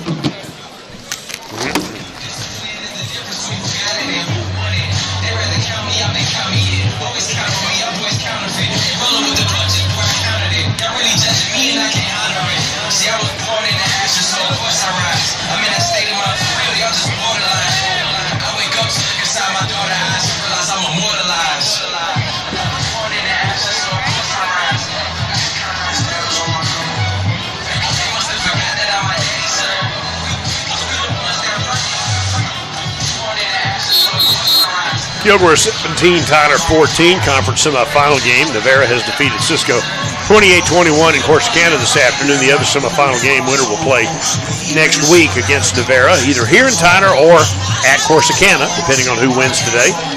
Apaches will have to punt. Rangers are out of timeouts, but they will at least get an opportunity to possess the ball before halftime.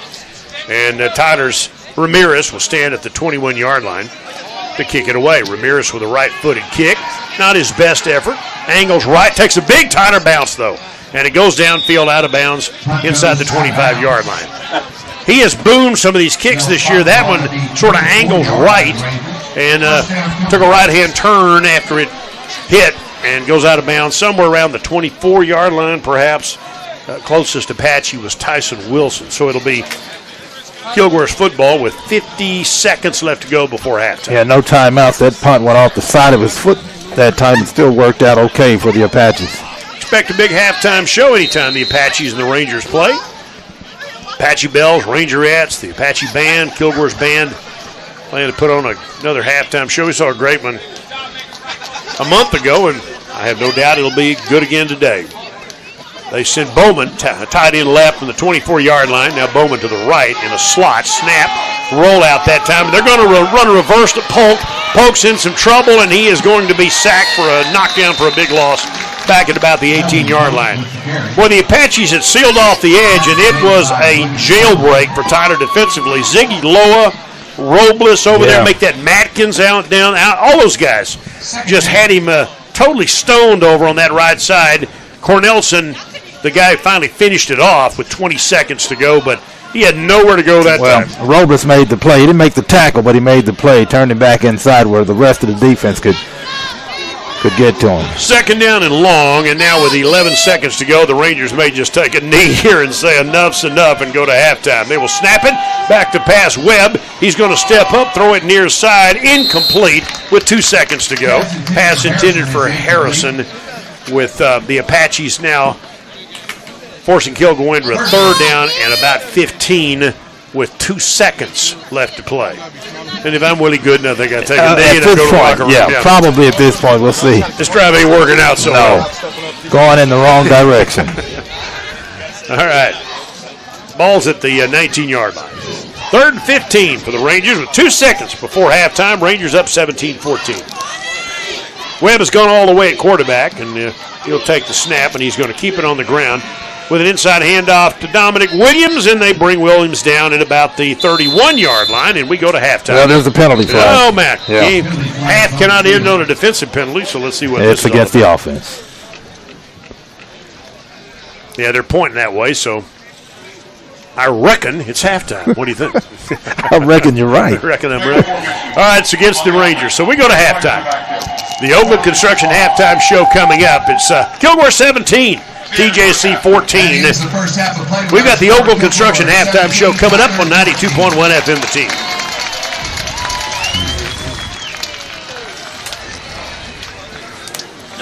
All right. Hook 'em horns, baby. Get out of there with a win today, man. What do you say? Hook 'em horns. They beat Kentucky to be 10-1. Yeah. I think that might be damn close enough to get them in no matter what happened in the A&M. They didn't look great. No, they got that's. I've been up there maybe 4 times doing games with distant teams, twice with Texas, twice with TCU, never did. I went up there at 83 maybe, Texas was, or 84. Texas never won the country one there. Renee played. I mean, everything went wrong. Lou Holmes was coach. And I mean, they kicked it off. Jitterfield's about 5 yards deep in the end zone. The opening freaking kickoff. And you got one of those guys telling him, don't bring it out. Don't bring it out. Damn if he didn't bring it out. About the 5. And it went downhill from there, man. Remember Jitterfield's? Yeah.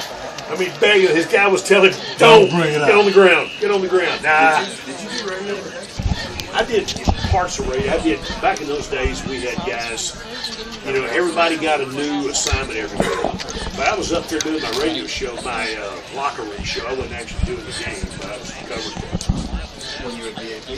No, when I was back in KVET in Austin. We had a live locker room show that we paid Akers to make himself available to us, and we'd hook up and I'd go interview players. That's how I got to know all those guys of that era, about a 3-year era. I knew,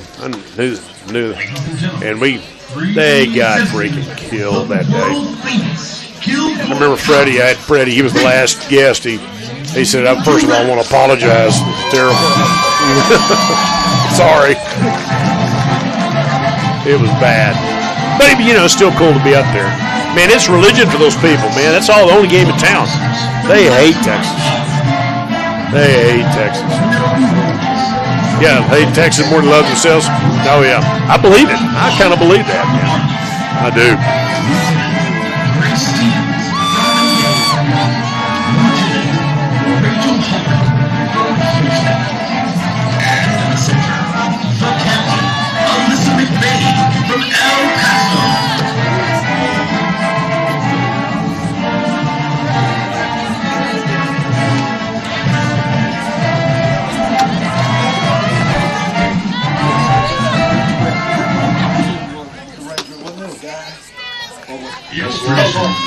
It's their treatment.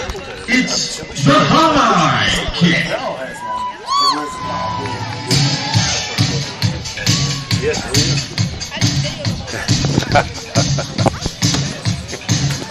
please no. I think I would too.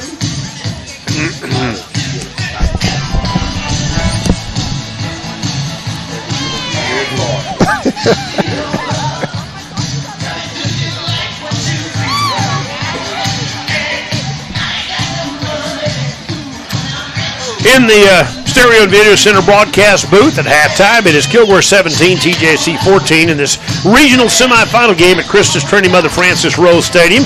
Kind of an interesting half. We had special teams plays. We had big hits. We had what we expect when Tyler and Kilgore play. Yeah, pretty much. We thought this would be a low-scoring affair. In fact, it's a little bit higher than I thought it would be. The final score of the last two teams, last time these two teams got together was about what it is now. So a little more offense. Well, TJC had the obviously the special teams touchdown. They got to get some more offense in the second half. Tyler offensively in the first quarter struggled before they finally got things going a little bit. But midway through the opening quarter, the Rangers capped a 66-yard drive with a 2-yard touchdown run by their tight end Chris Bowman that time, who was coming out of kind of playing as a fullback, got the ball, and it was 7-0 at the end of one. Second quarter, more action, early second quarter. An 83-yard touchdown run by the Kilgore quarterback Tyler Webb. Kind of a read option play, and he got free, and the Apaches forgot to cover him. Nobody touched him. He went 83 for the 14-0 Rangers lead. But about 4 minutes later, the Apaches had counterpunched. They capped a 69-yard, 13-play drive with an 18-yard touchdown pass from Garrett to Thomas. Kilgore recovered a fumble at the 34-yard line, but the Apache defense held, and then it turned into a big Tyler play. They lined up for a 44-yard field goal. Skyland Lewis for Tyler blocked it, and Kendall Marks returned the blocked field goal for a touchdown, and the game was tied at 14. But with a minute 32 to go in the first half, Kilgore went 4 plays, 54 yards, and kicked a 32-yard field goal, and that's where we are at halftime. Kilgore 17, the Apaches 14. Navarra's already defeated Cisco today, 28-21. Winner of this game will play Navarra for the regional championship coming up next Saturday. Coming up, TJC Athletic Director Doug Wren as the Oval Construction halftime show continues on 92.1 FM The Team. All right, be back in a little bit. See ya.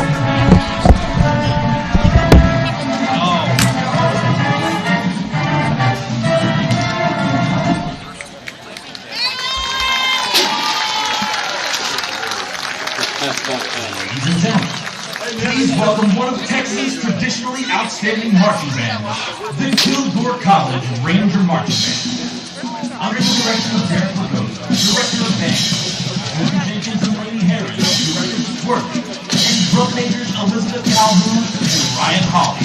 The band is currently composed of students from 17 high schools and colleges throughout Texas. The band has performed around the U.S. and abroad, and thank you to Kilgore College and the Kilgore community for their support since 1936. This year's halftime production is entitled Rising. Today's music features festive overture by Dimitri Shostakovich, Your Action by Vienna Tang, and The Phoenix by Fallout Boy. Enjoy the Ranger Band.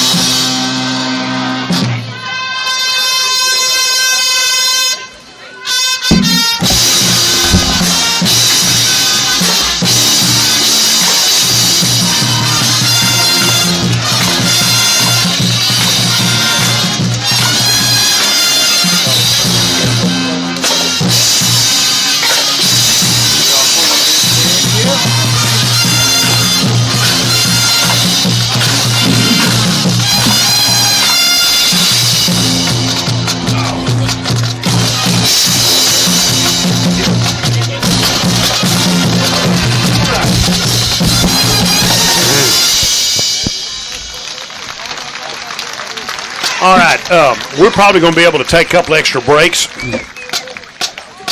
Get one of the post-game breaks out of the way, at least one of them. So just know that.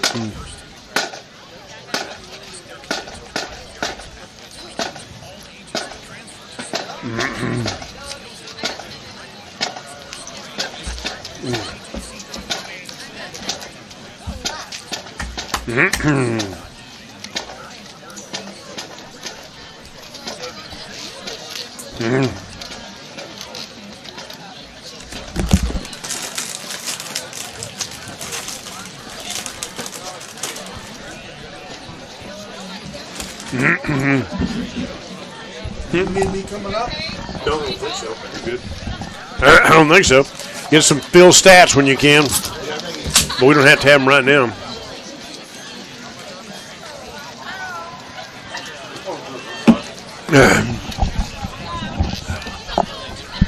Anyway, there you go. Feels like football day there. It certainly looks like it.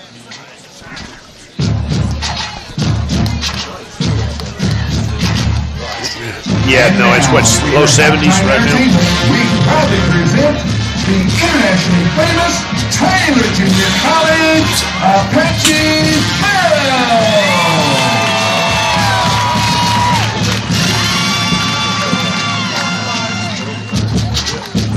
Yeah, I know.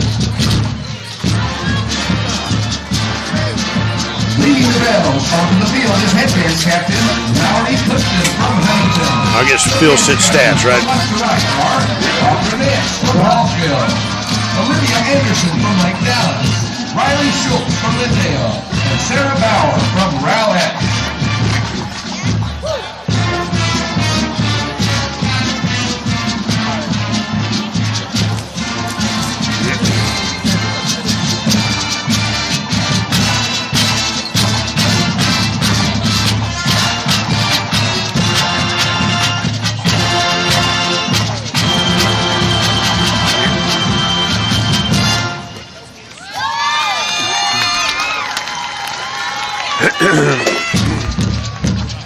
Okay.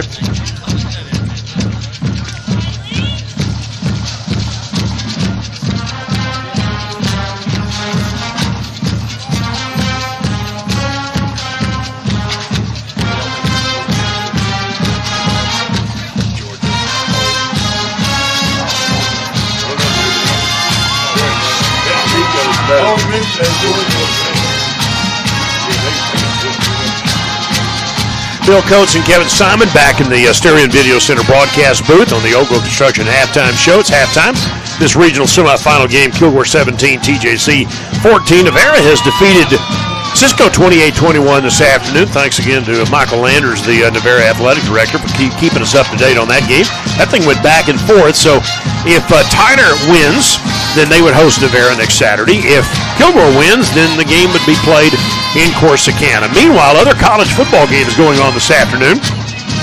Right now in the third quarter, fourth-ranked Penn State has a 28-3 lead at Purdue. Early third, number 8 Notre Dame a 28-0 win over Virginia.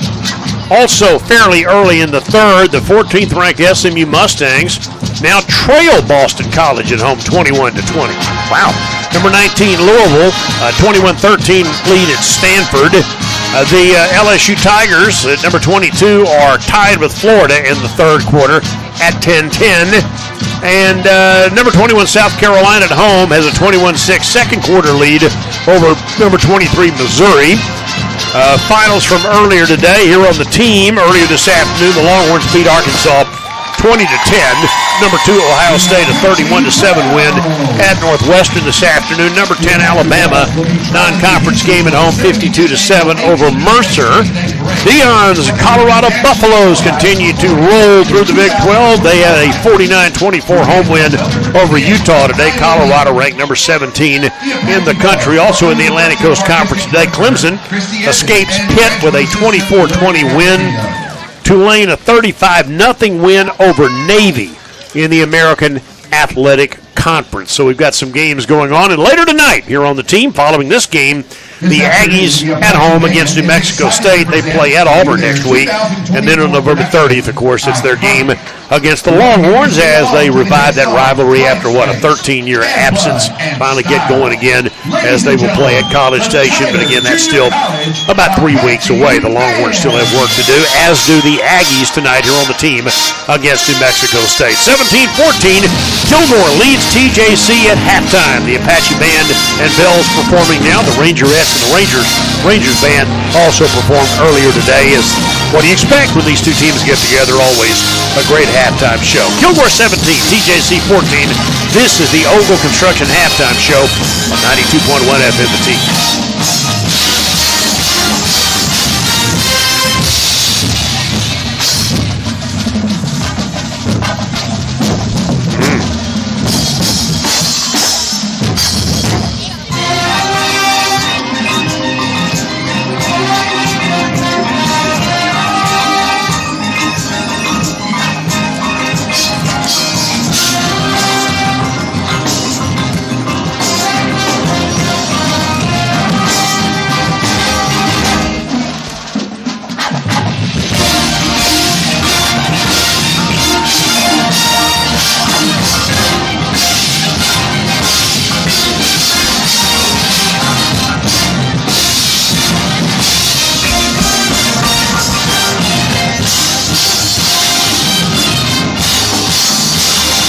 You ready to do some stats?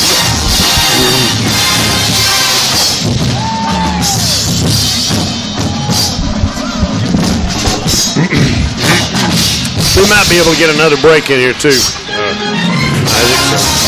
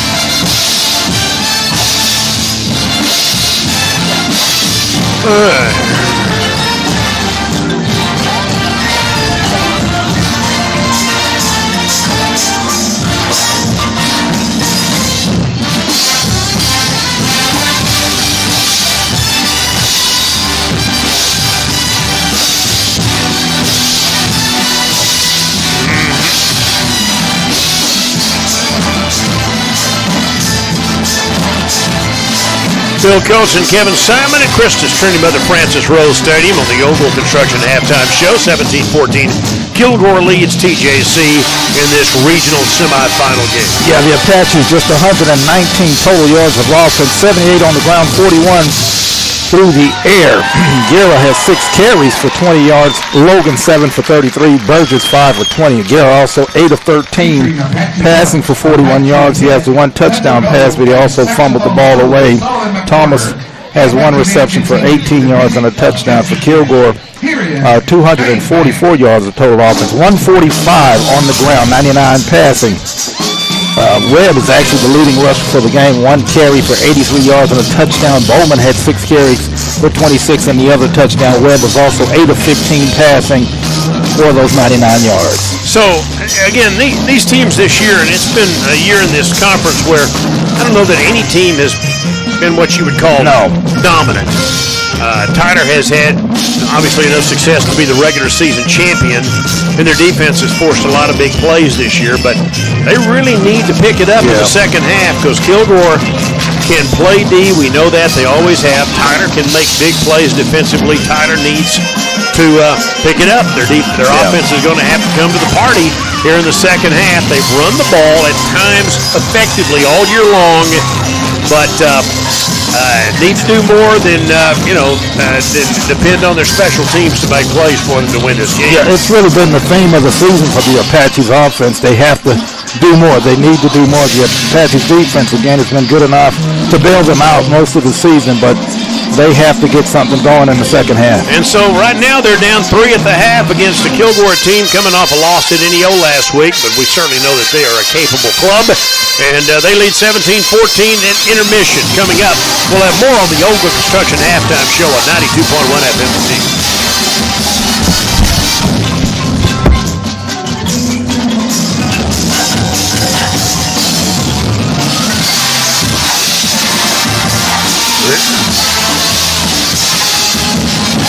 I'll be right back.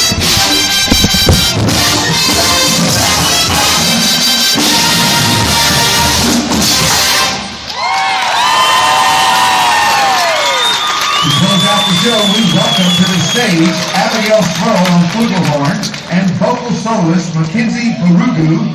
This is Christina Aguilera's Beautiful.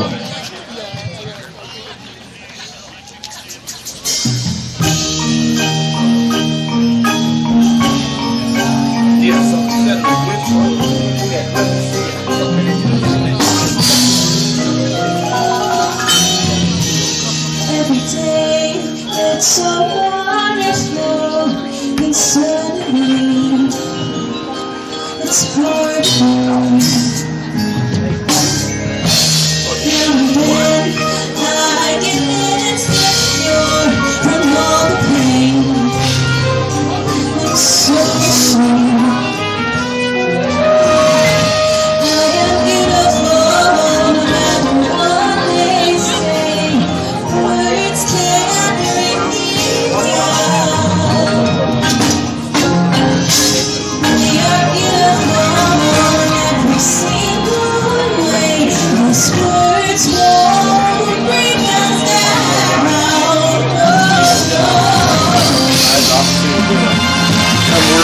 So don't you bring me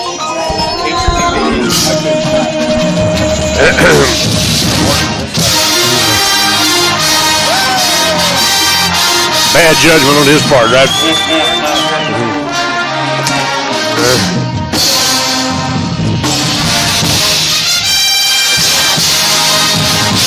All right.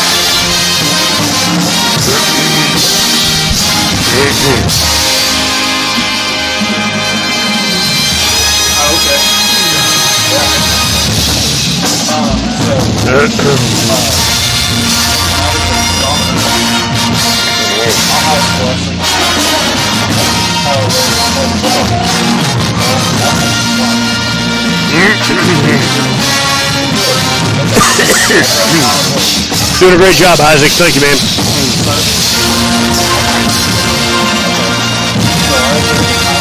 Appreciate you, buddy.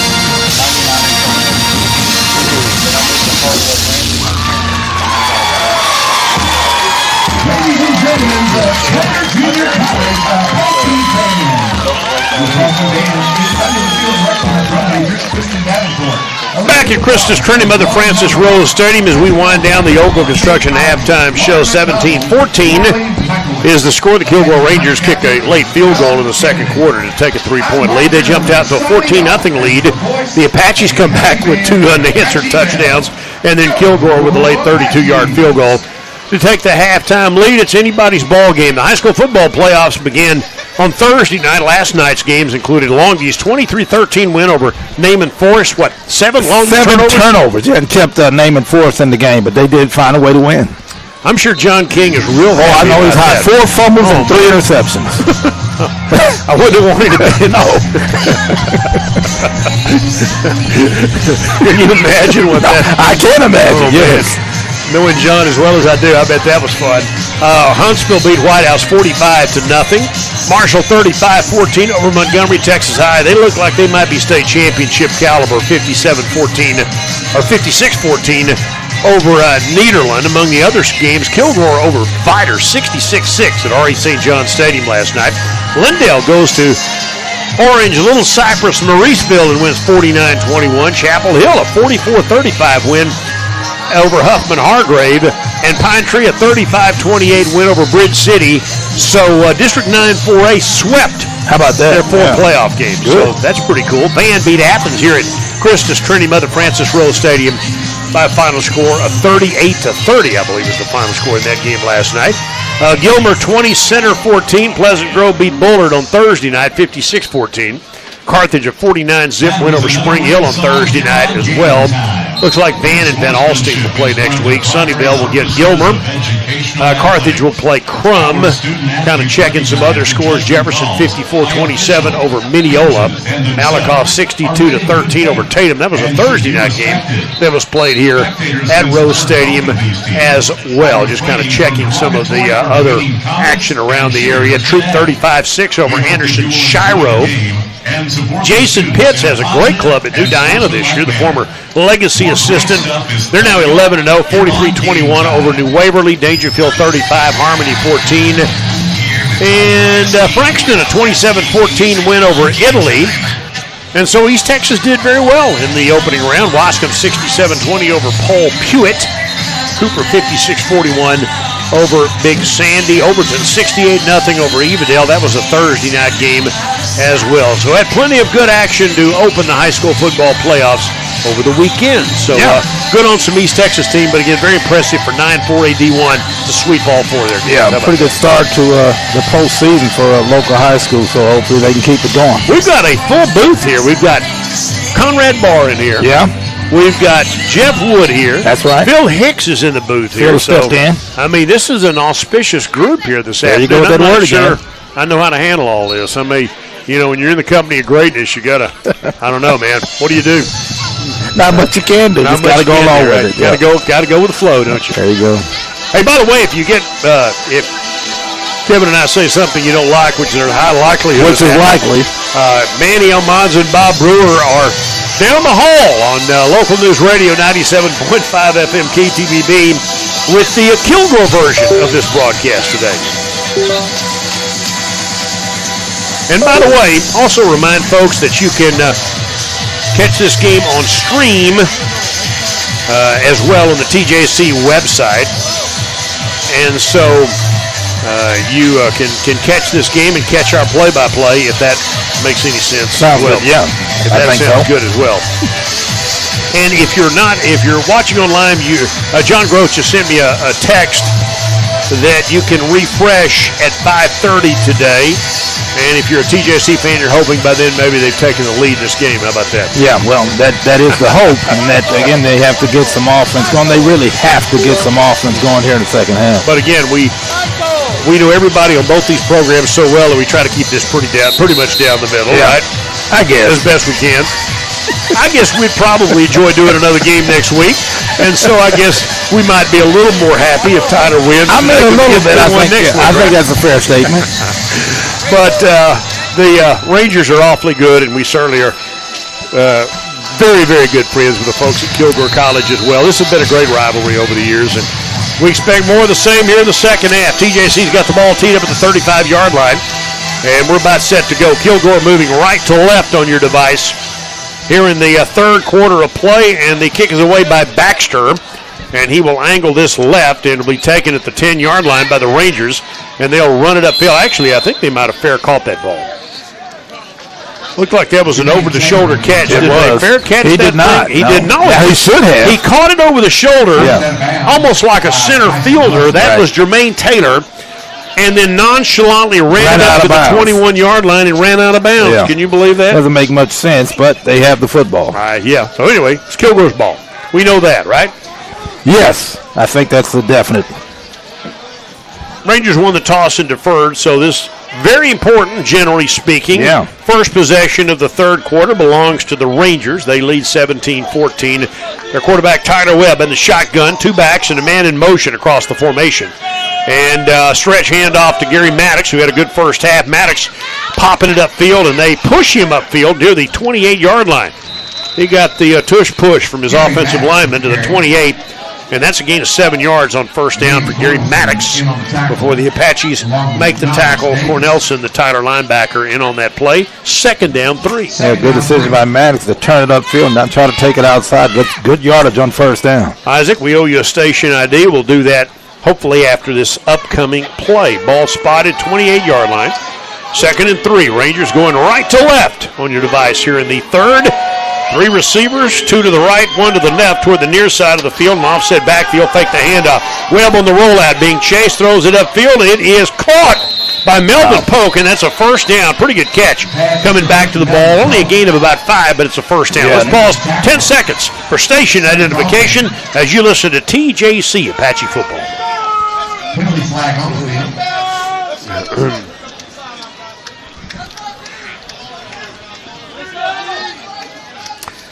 Well, never mind on that first down. There was a penalty flag down, thrown right along the near sideline, and that is a 10-yard walk-off against Kilgore for holding, I think. That was a man downfield, so just a 5-yard work-off. Okay. But, yeah, that was a great catch by Polk, but it won't count. Okay, so negate the first down. Now it'll be second down and 8. Second and 8. As the clock runs just over a minute into the third quarter of this semifinal game, the winner to play Navarra next Saturday. Bulldogs beat the Wranglers of Cisco 28-21 in Corsicana. Second down, 8, ball at the 22-yard line, 23. Going right to left, play action fake. Webb throws it upfield, incomplete, almost intercepted, way behind the intended receiver on that play. And the nearest Apache was Jacob Robinson. The pass, I think, was intended for Mosey, and he was nowhere near that ball. It'll be third down. Yeah, Zod Robinson had a shot at it. Not sure he saw the football until it was on him, but yeah, a little bit of a break for Kilgore. Again, Tyler's touchdowns. Touchdown pass to Thomas, and then a blocked field goal returned by Kendall Marks. About 55-yard run back for give Tyler their second touchdown. Rangers have a touchdown run by Bowman and a touchdown run by Webb. Third and 8, back to pass. Webb on the rollout, throws up field, ball caught, but not enough for the first down, I don't think, at the 30-yard line. It's going to be close, but I think he's about a yard short of the first down. I think the Apaches may have held him short of the first down. That pass completed over there to Harrison, I should say. He tried to stretch it out, but I think they're about a yard short, Kevin. Well, that was a tough run after the catch that time. He got it. He made it close. Oh, man, that's close. Yeah, we'll see if they keep the offense out there. Oh, that's fourth down and a yard. Yeah. And Willie Gooden, I think, is going to go for it here. How about that? He's bringing in a couple of big guys to come in, but yeah. Willie's going to go for it. Fourth down and inches at their own 30, just between the 30 and 31-yard line. Opportunity here for the Apaches if they can make it stop. They load the box. Snap the football to Webb. Hands the ball off on the right side to Williams, and I don't know that he got it. I think they stopped him. Williams tried to bounce it out, and the Apaches make the play. They stop Williams short. Cornelson in on that tackle. No gain on the play, and the Rangers turn it over on downs near the Tyler 30-yard line. Yeah, it's a great job of the defense, and that's when they've made plays throughout the season. That's another big one there, and hopefully the offense can capitalize on what the defense just did. Conrad Barr says both the linebackers, White and Cornelson, were in on that play, but wow, that's a big one for TJC. Yeah, good way to start the second half. So Willie goes for it, and I don't really blame him. I mean, they were very good at running the football, but the Apaches stone him for no gain. And Tyler takes over at the 30-yard line. Going left to right, far side to short side. 2 receivers right back to pass. Steps up, hit as he throws downfield. Caught, 5-yard line. Touchdown. Touchdown. Lonnie Johnson.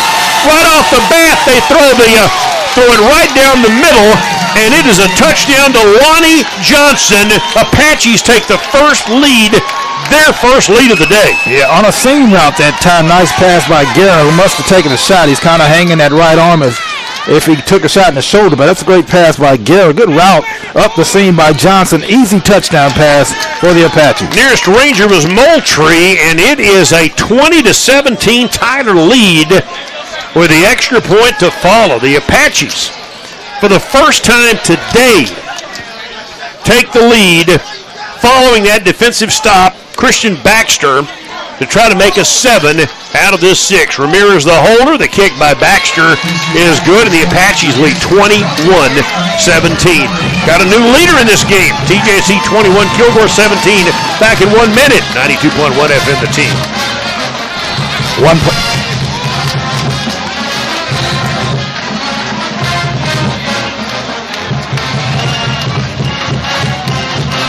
One play, 30 yards.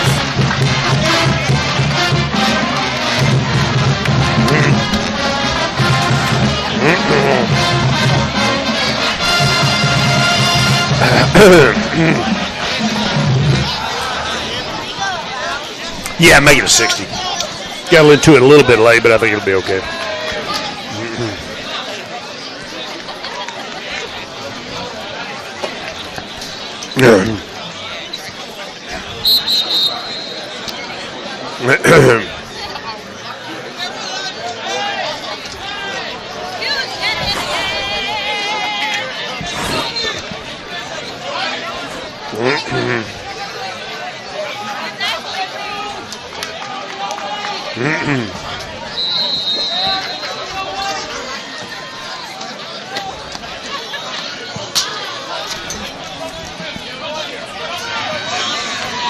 TJC kicks off after scoring the touchdown. Rangers get it on the run, and they bring it upfield to about the 37-yard line. Well done by Jermaine Taylor that time. The Apaches get a 30-yard touchdown pass from Garrett Alani Johnson to take a 21-17 lead. Yeah, the Apaches defense got a 4th down stop. Just a 1 play, 30 yards, 6 seconds. But the Rangers have good field position as they follow that touchdown. They say Taylor was down at the 36, so it'll be first down Rangers at their own 36-yard line.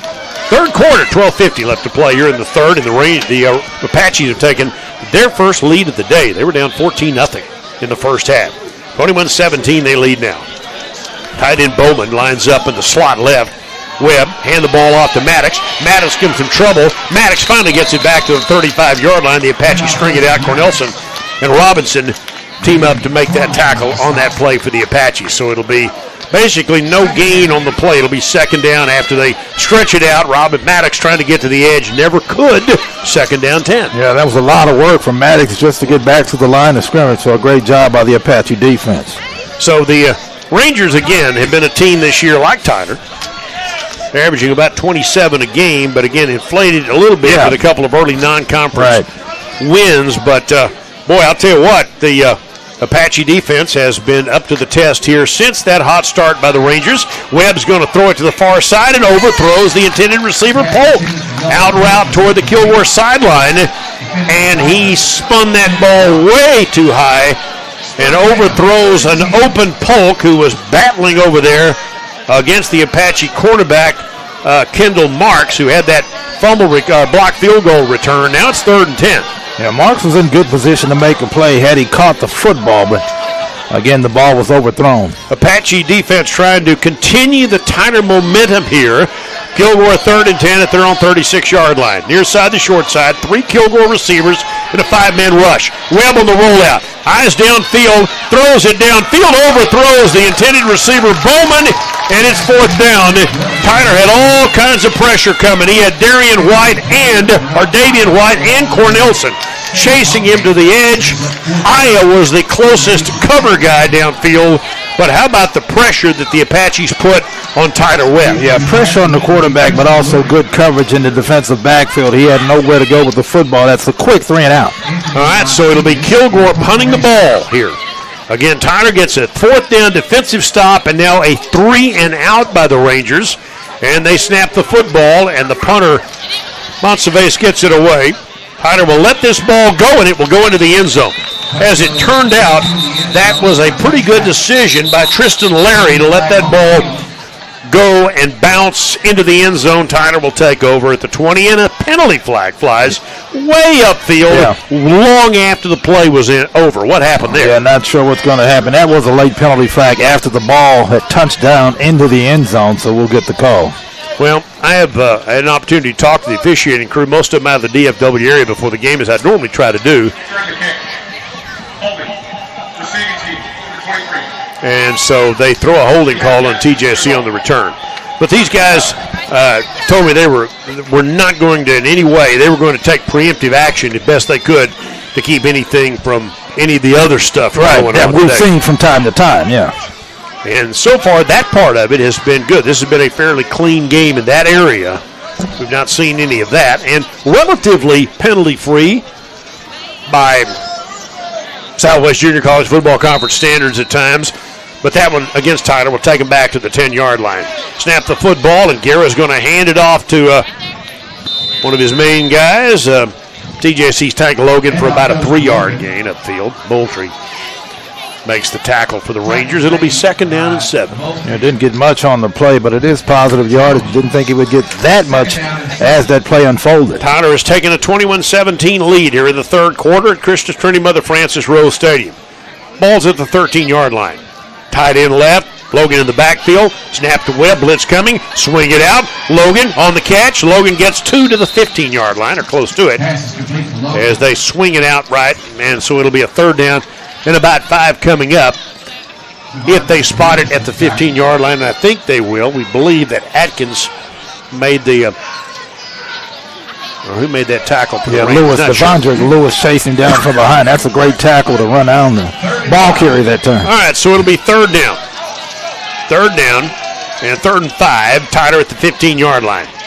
They send 2 men out in a slot left and fake the inside handoff, and Guerra wants to keep it. He's going to have a little trouble, and he'll get a yard as they string him out, and Josh Williams turned him inside, and the tackle was made by Webb. Guerra has done well running that read option today, but not that time as the Rangers knock him down after a 1-yard gain. It'll be 4th and 4. Yeah, and that was the Apaches' one of their best plays in the first half. That Guerra keeper didn't work there, and they'll have to punt it away.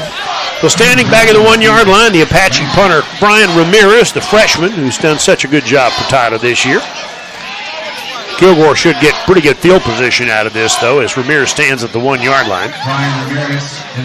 They were penalized for running into the punter early in the game. This time they go after the kick again, but he gets it away. This one, not his best effort. It's high, bounces at the 40, and takes a nice Tyner roll, though, across midfield into Kilgore territory, near, I think, the 44-yard line, somewhere around that area. So the Rangers are going to get good field position out of this to start this drive with 10:03 to go in the third. Yeah, it's a great job of the Kilgore defense, again, to force that quick three out by the Apaches, so we'll see if the Apaches defense can do it again. They're marking this ball. We're at the 47. That looked like about somebody wearing a Tyler jersey must have touched that ball. At Yeah, the it looks 47. like 47. Yeah.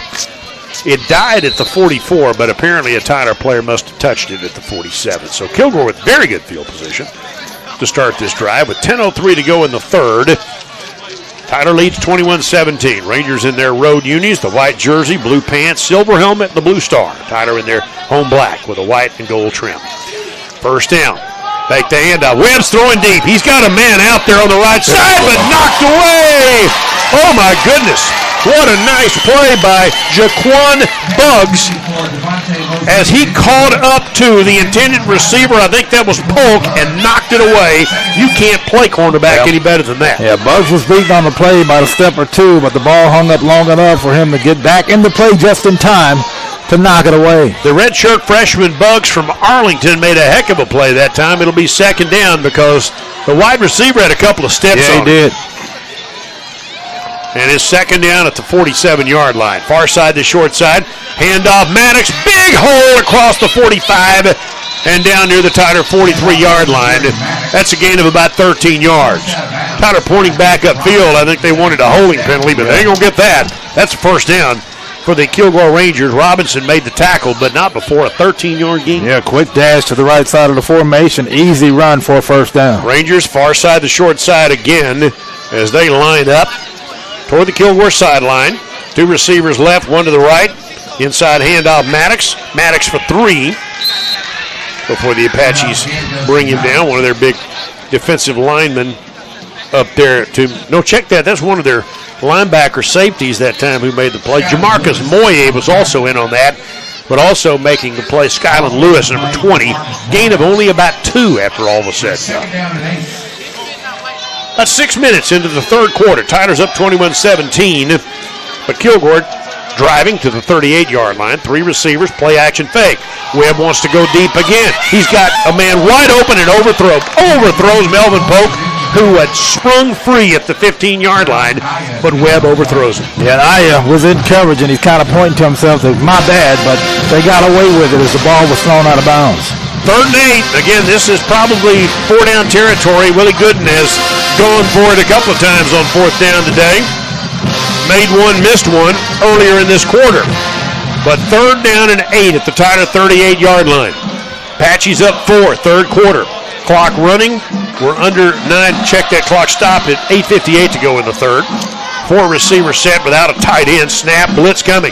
Webb rolling out. Will throw the ball downfield, and it's knocked away. Defensive coverage on the Apaches that time. Well played by Wilson on a pass intended, I think, for Harrison. And it'll be 4th down and 8. And do the Rangers go forward, or do they punt here? Yeah, it looks like they're going to send out the punt team, maybe. But that's a great job by the Apache defense. Wow. Okay, so TJC's defensive unit has certainly made an impact here in the 3rd quarter so far. And after Kilgore with a promising start to the drive, the Rangers line up in an apparent punt formation here. Assume nothing in a game like this. And back deep is Tristan Larry for the Apaches. And so the Kilgore punter, Monsaves, will kick it away and try to angle it to the right. And he kicks it right. That ball will bounce at about the 10-yard line. Does a good job. That thing will go out of bounds along that far sideline. They're going to say at the 12, so Tyler will take over at the 12-yard line. You got to be careful pushing and shoving after the play. You certainly don't want to draw a penalty flag here if you're the Apache. You got them off the field. Let your offense go back to work. You know, the stakes are too high. Yeah, you can't make any silly plays. Yeah, the stakes are too high in a game like this. You're trying to, they've already won the regular season title, and they this week, by the way, the athletic department gave them a very nice token, couple of cool football mementos that they can put in their trophy case. But the one everybody really wants, where there's a real trophy, and that's the one next week in the regional championship. Right. Game. Yeah. There's an actual trophy that comes with that. There's a trophy with that, and they've got a chance to get that done. So the stakes are pretty high, and so the 15-yard personal foul penalties really don't help anybody right now on either side. From the 12-yard line, tight end left, back to pass. Guerra steps up, throws left side. Going to be a jump ball out there, incomplete, intended for Jaquan McGee. Tried to throw the back shoulder fade in front of the Kilgore bench, but the pass was a little bit short and well defended that time by Friend for the Kilgore Rangers. Yeah, that's great coverage by Friend. Again, pin the receiver to the sideline, make it a tough pass to complete, and it was. And so Tyler with a 2nd down and 10. Apaches could use a nice, long, time-consuming drive and a score here, don't you think? Yep. They lead by 4. They've got 2nd and their own 12-yard line. Kilgore with 4 men up, 2 linebackers, and now one of their safeties comes up like a 4-3 here. And one back standing next to the left of the quarterback. And Guerra takes a low snap, fumbles it, picks it up, and throws it away along that far sideline. There's a penalty flag down, too. Guerra probably did the right thing. Just get rid of that ball. That's a good play by him to pick it up, first of all, and then get rid of it. But we'll see what the penalty flag is about. Again, our officiating crew talked to him before the game. A scattered group out of Dallas and Fort Worth area, headed by our referee Eric Stern, wearing the white hat today. The veterans of this conference. What did they do? Did they throw a flag? But I haven't seen him. Has he made a call yet? Hasn't made a call yet. They're still talking about the spot of the football, but the flag has been picked up. I guess eventually we'll get the call. It's a 5-yard walk-off against Tyler, or at least half the distance to the goal here. So Tyler, worst-case scenario, they're going to punt out of their own end zone. They're still trying to sort this thing out. Yeah. And he called him grounding. So he didn't get outside the tackle box when he picked it up. I still have to say he did the right thing, though, just throw it away. He did make the right decision. And you got the walk-off, and, you also lose it down. So. Right. So there's a loss of down as well. Yeah. 3rd down and long for the Apaches. Again, they could use a nice drive here, but they got a 3rd and long here, so this is going to be a tough make against this hard to move the ball against Kilgore defense. From their own 6-yard line, snap the football, keep it on the ground, trying to bounce the ball outside. This would be TJC's Bryce Burgess, and he will not get anywhere. He is nailed on that play by the Kilgore Rangers that time, and another well-played Anthony Rose, the sophomore, has done a good job today, and the Apaches wind up getting maybe, 2 yards out of that to the 8, and now they'll punt from their own end zone. Yeah, it's back-to-back possessions. The Apaches don't get much done by the offense. 8 minutes left to go. Ramirez will kick the ball away. The return man is Brown. Now check that. We'll check the Kilgore return man coming up in a moment. Here's Ramirez for the kick away. Nice line drive kick that'll bounce to the left and be picked up and fumbled by the Rangers, and the Apaches fall on it. That might be the worst decision I've seen today by Caden Bradley, who tried to take that ball on the bounce, and it bounced away from him, and the Apaches recover the fumble. That would be Quentin McDowell, who recovers the fumble at the Kilgore 48-yard line.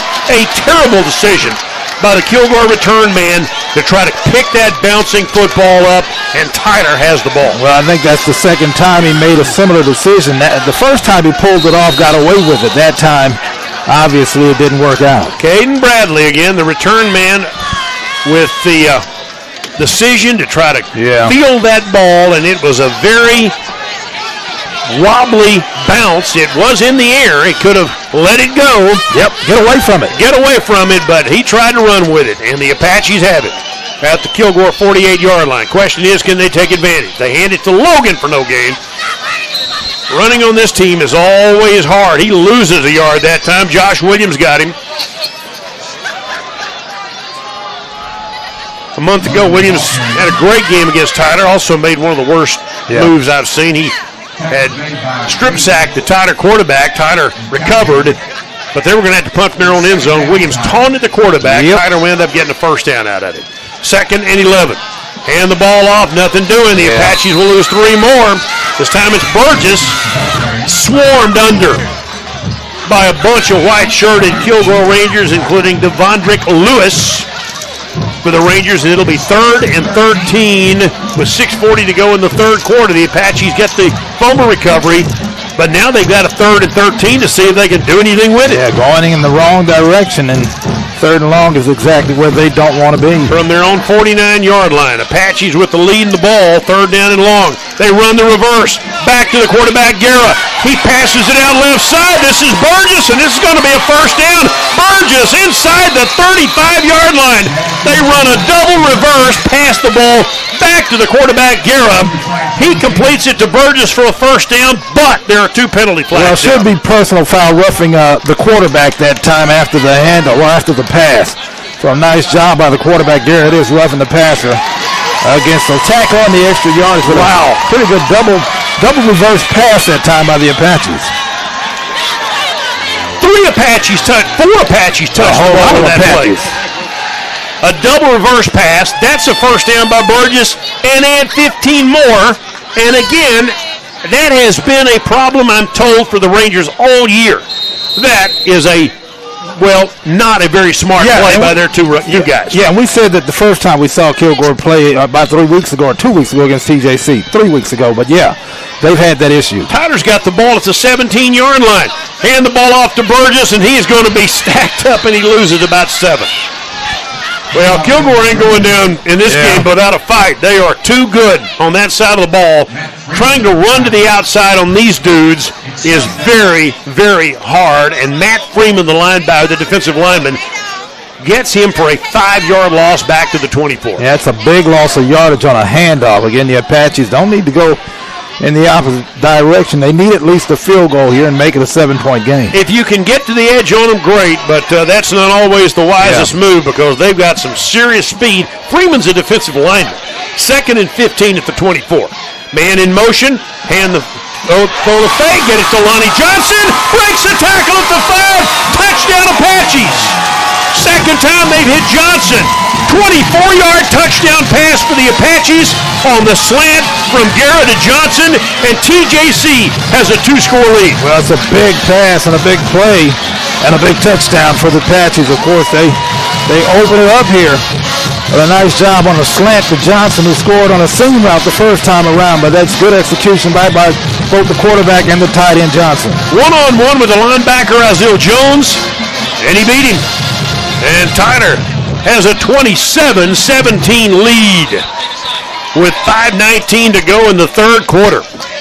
The Apache kicker, Baxter, nails the extra point. Tyler leads by 11. 5:19 to go in the third. Tyler 28, Kilgore 17. Back in 1 minute on the team.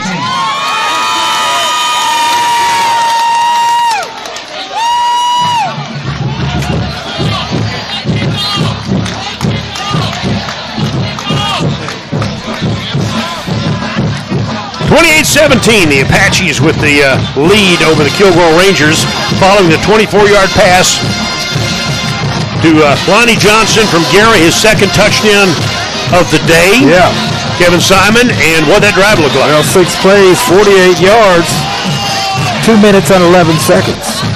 Check that again, say that again then. How many 6 plays? 6 plays. 48 yards, 2 minutes and 11 seconds. That's after the muffed punt that time by Kilgore. Yeah, Kilgore, again, muffed the return. Tyler takes over, and now they've got an 11-point spread. And 5:19 to go in the third. And again, self-inflicted wounds. Right. I talked to Willie Gooden about it earlier this week. Yeah. Talked to him yesterday. Pre-game that we interview that we played before the game on the Brandon Corporation Countdown to Kickoff. Kilgore's issue this year has been self-inflicted. They're plenty talented, very talented football team. But what is it? Just got to quit, quit making mistakes. Yeah, and they made 2 big ones today. Yeah, and I said in pregame that the team that capitalizes on big mistakes would win this game, and right now the Apaches are in good position to do that. They lead 28-17, 5:19 to go in the third quarter. The kick is away, and this is returnable by the Rangers. Taking it at the 14-yard line. Upfield 20-25, and the same young man, Bradley, returns it to midfield and fumbles that ball, but it goes out of bounds. Caden Bradley that time returns it, and they jarred the ball loose, but it goes out of bounds. He gets a break. Kilgore's got good field position. Yeah, it's a good return up until the point he fumbled it, but still they maintain possession as it just trickles out of bounds. Bradley's one of those very talented kids. Sometimes you try to do too much. Jay Nevins in on that play for the TJC Apache. So we're playing with 5 minutes and 12 seconds to go in the third. Rangers have the football. Tyler's defense has been pretty solid here in the second half. And so right now the Rangers trying to regain some momentum. The Apaches have it at the moment, up 28-17. Man in motion, snap it, swing it out, throw it to the far side. The Apaches are all over Dominic Williams. They swing it out on a pass, and the Apaches get him for about a 5-yard loss on that play. Black jerseys all over the place, and the one who made the tackle is shaken up that time as the TJC Apaches. That's Aya was on that tackle. He's slow to get up as they get it to Dominic Williams on that swing pass, and they're going to check him out for a moment. Am I right about that? Yeah, he's kind of hanging that shoulder down or that arm down as if it's his shoulder. But that's a great play by Aya and the rest of the Apache defense. They got a good read on the play early and a good break on the football. Redshirt sophomore Burnock Aya from Mazel. Had a chance to meet that young man earlier this year. Really enjoyed talking to him again. Born in Central Africa, moved here with his family as in elementary school and didn't know what a football was, had no idea. Turned into a pretty good player. Yeah. He's being recruited, by the way. Second down and 15 at the 44-yard line. Snap the football, play action fake. Webb's in some trouble, and they're going to get him at the 41. They sacked for the first time today. Aiden Combest in on that play. Robles in on that play. Several TJC Apaches in on that.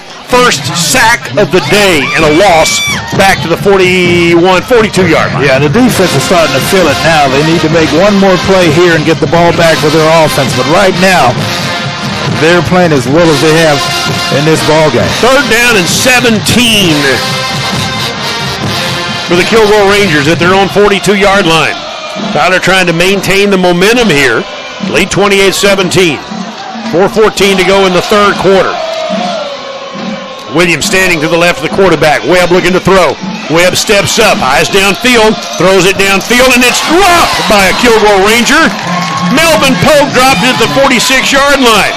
Robinson hit him, but Polk just dropped the ball. It would have still been short of the first down, but it would have been 4th and 5 if he hangs on. Well, I think they go for it if he catches the football. Even though they're short of the first down, I think they go for it on 4th down, but because he dropped it, good break for the Apaches. They'll have to punt it away. Momentum is a strange thing in football. It can turn on you, but for the moment, right now, Tyler has all the momentum. 4 minutes to go in the third. 4th and 17 for the Rangers as they send the punt team out. From the 28-yard line, the kick is away. And the Apaches will fair catch there, the 12-yard line. And we'll start over from there. Tristan Larry back deep for TJC to retrieve that punt. Tyler will start at about the 12-yard line. That's the 4th straight, make that 3rd straight punt by the Kilgore Rangers. So a good job again by the Apache defense. If Tyler wins, they host Navarro.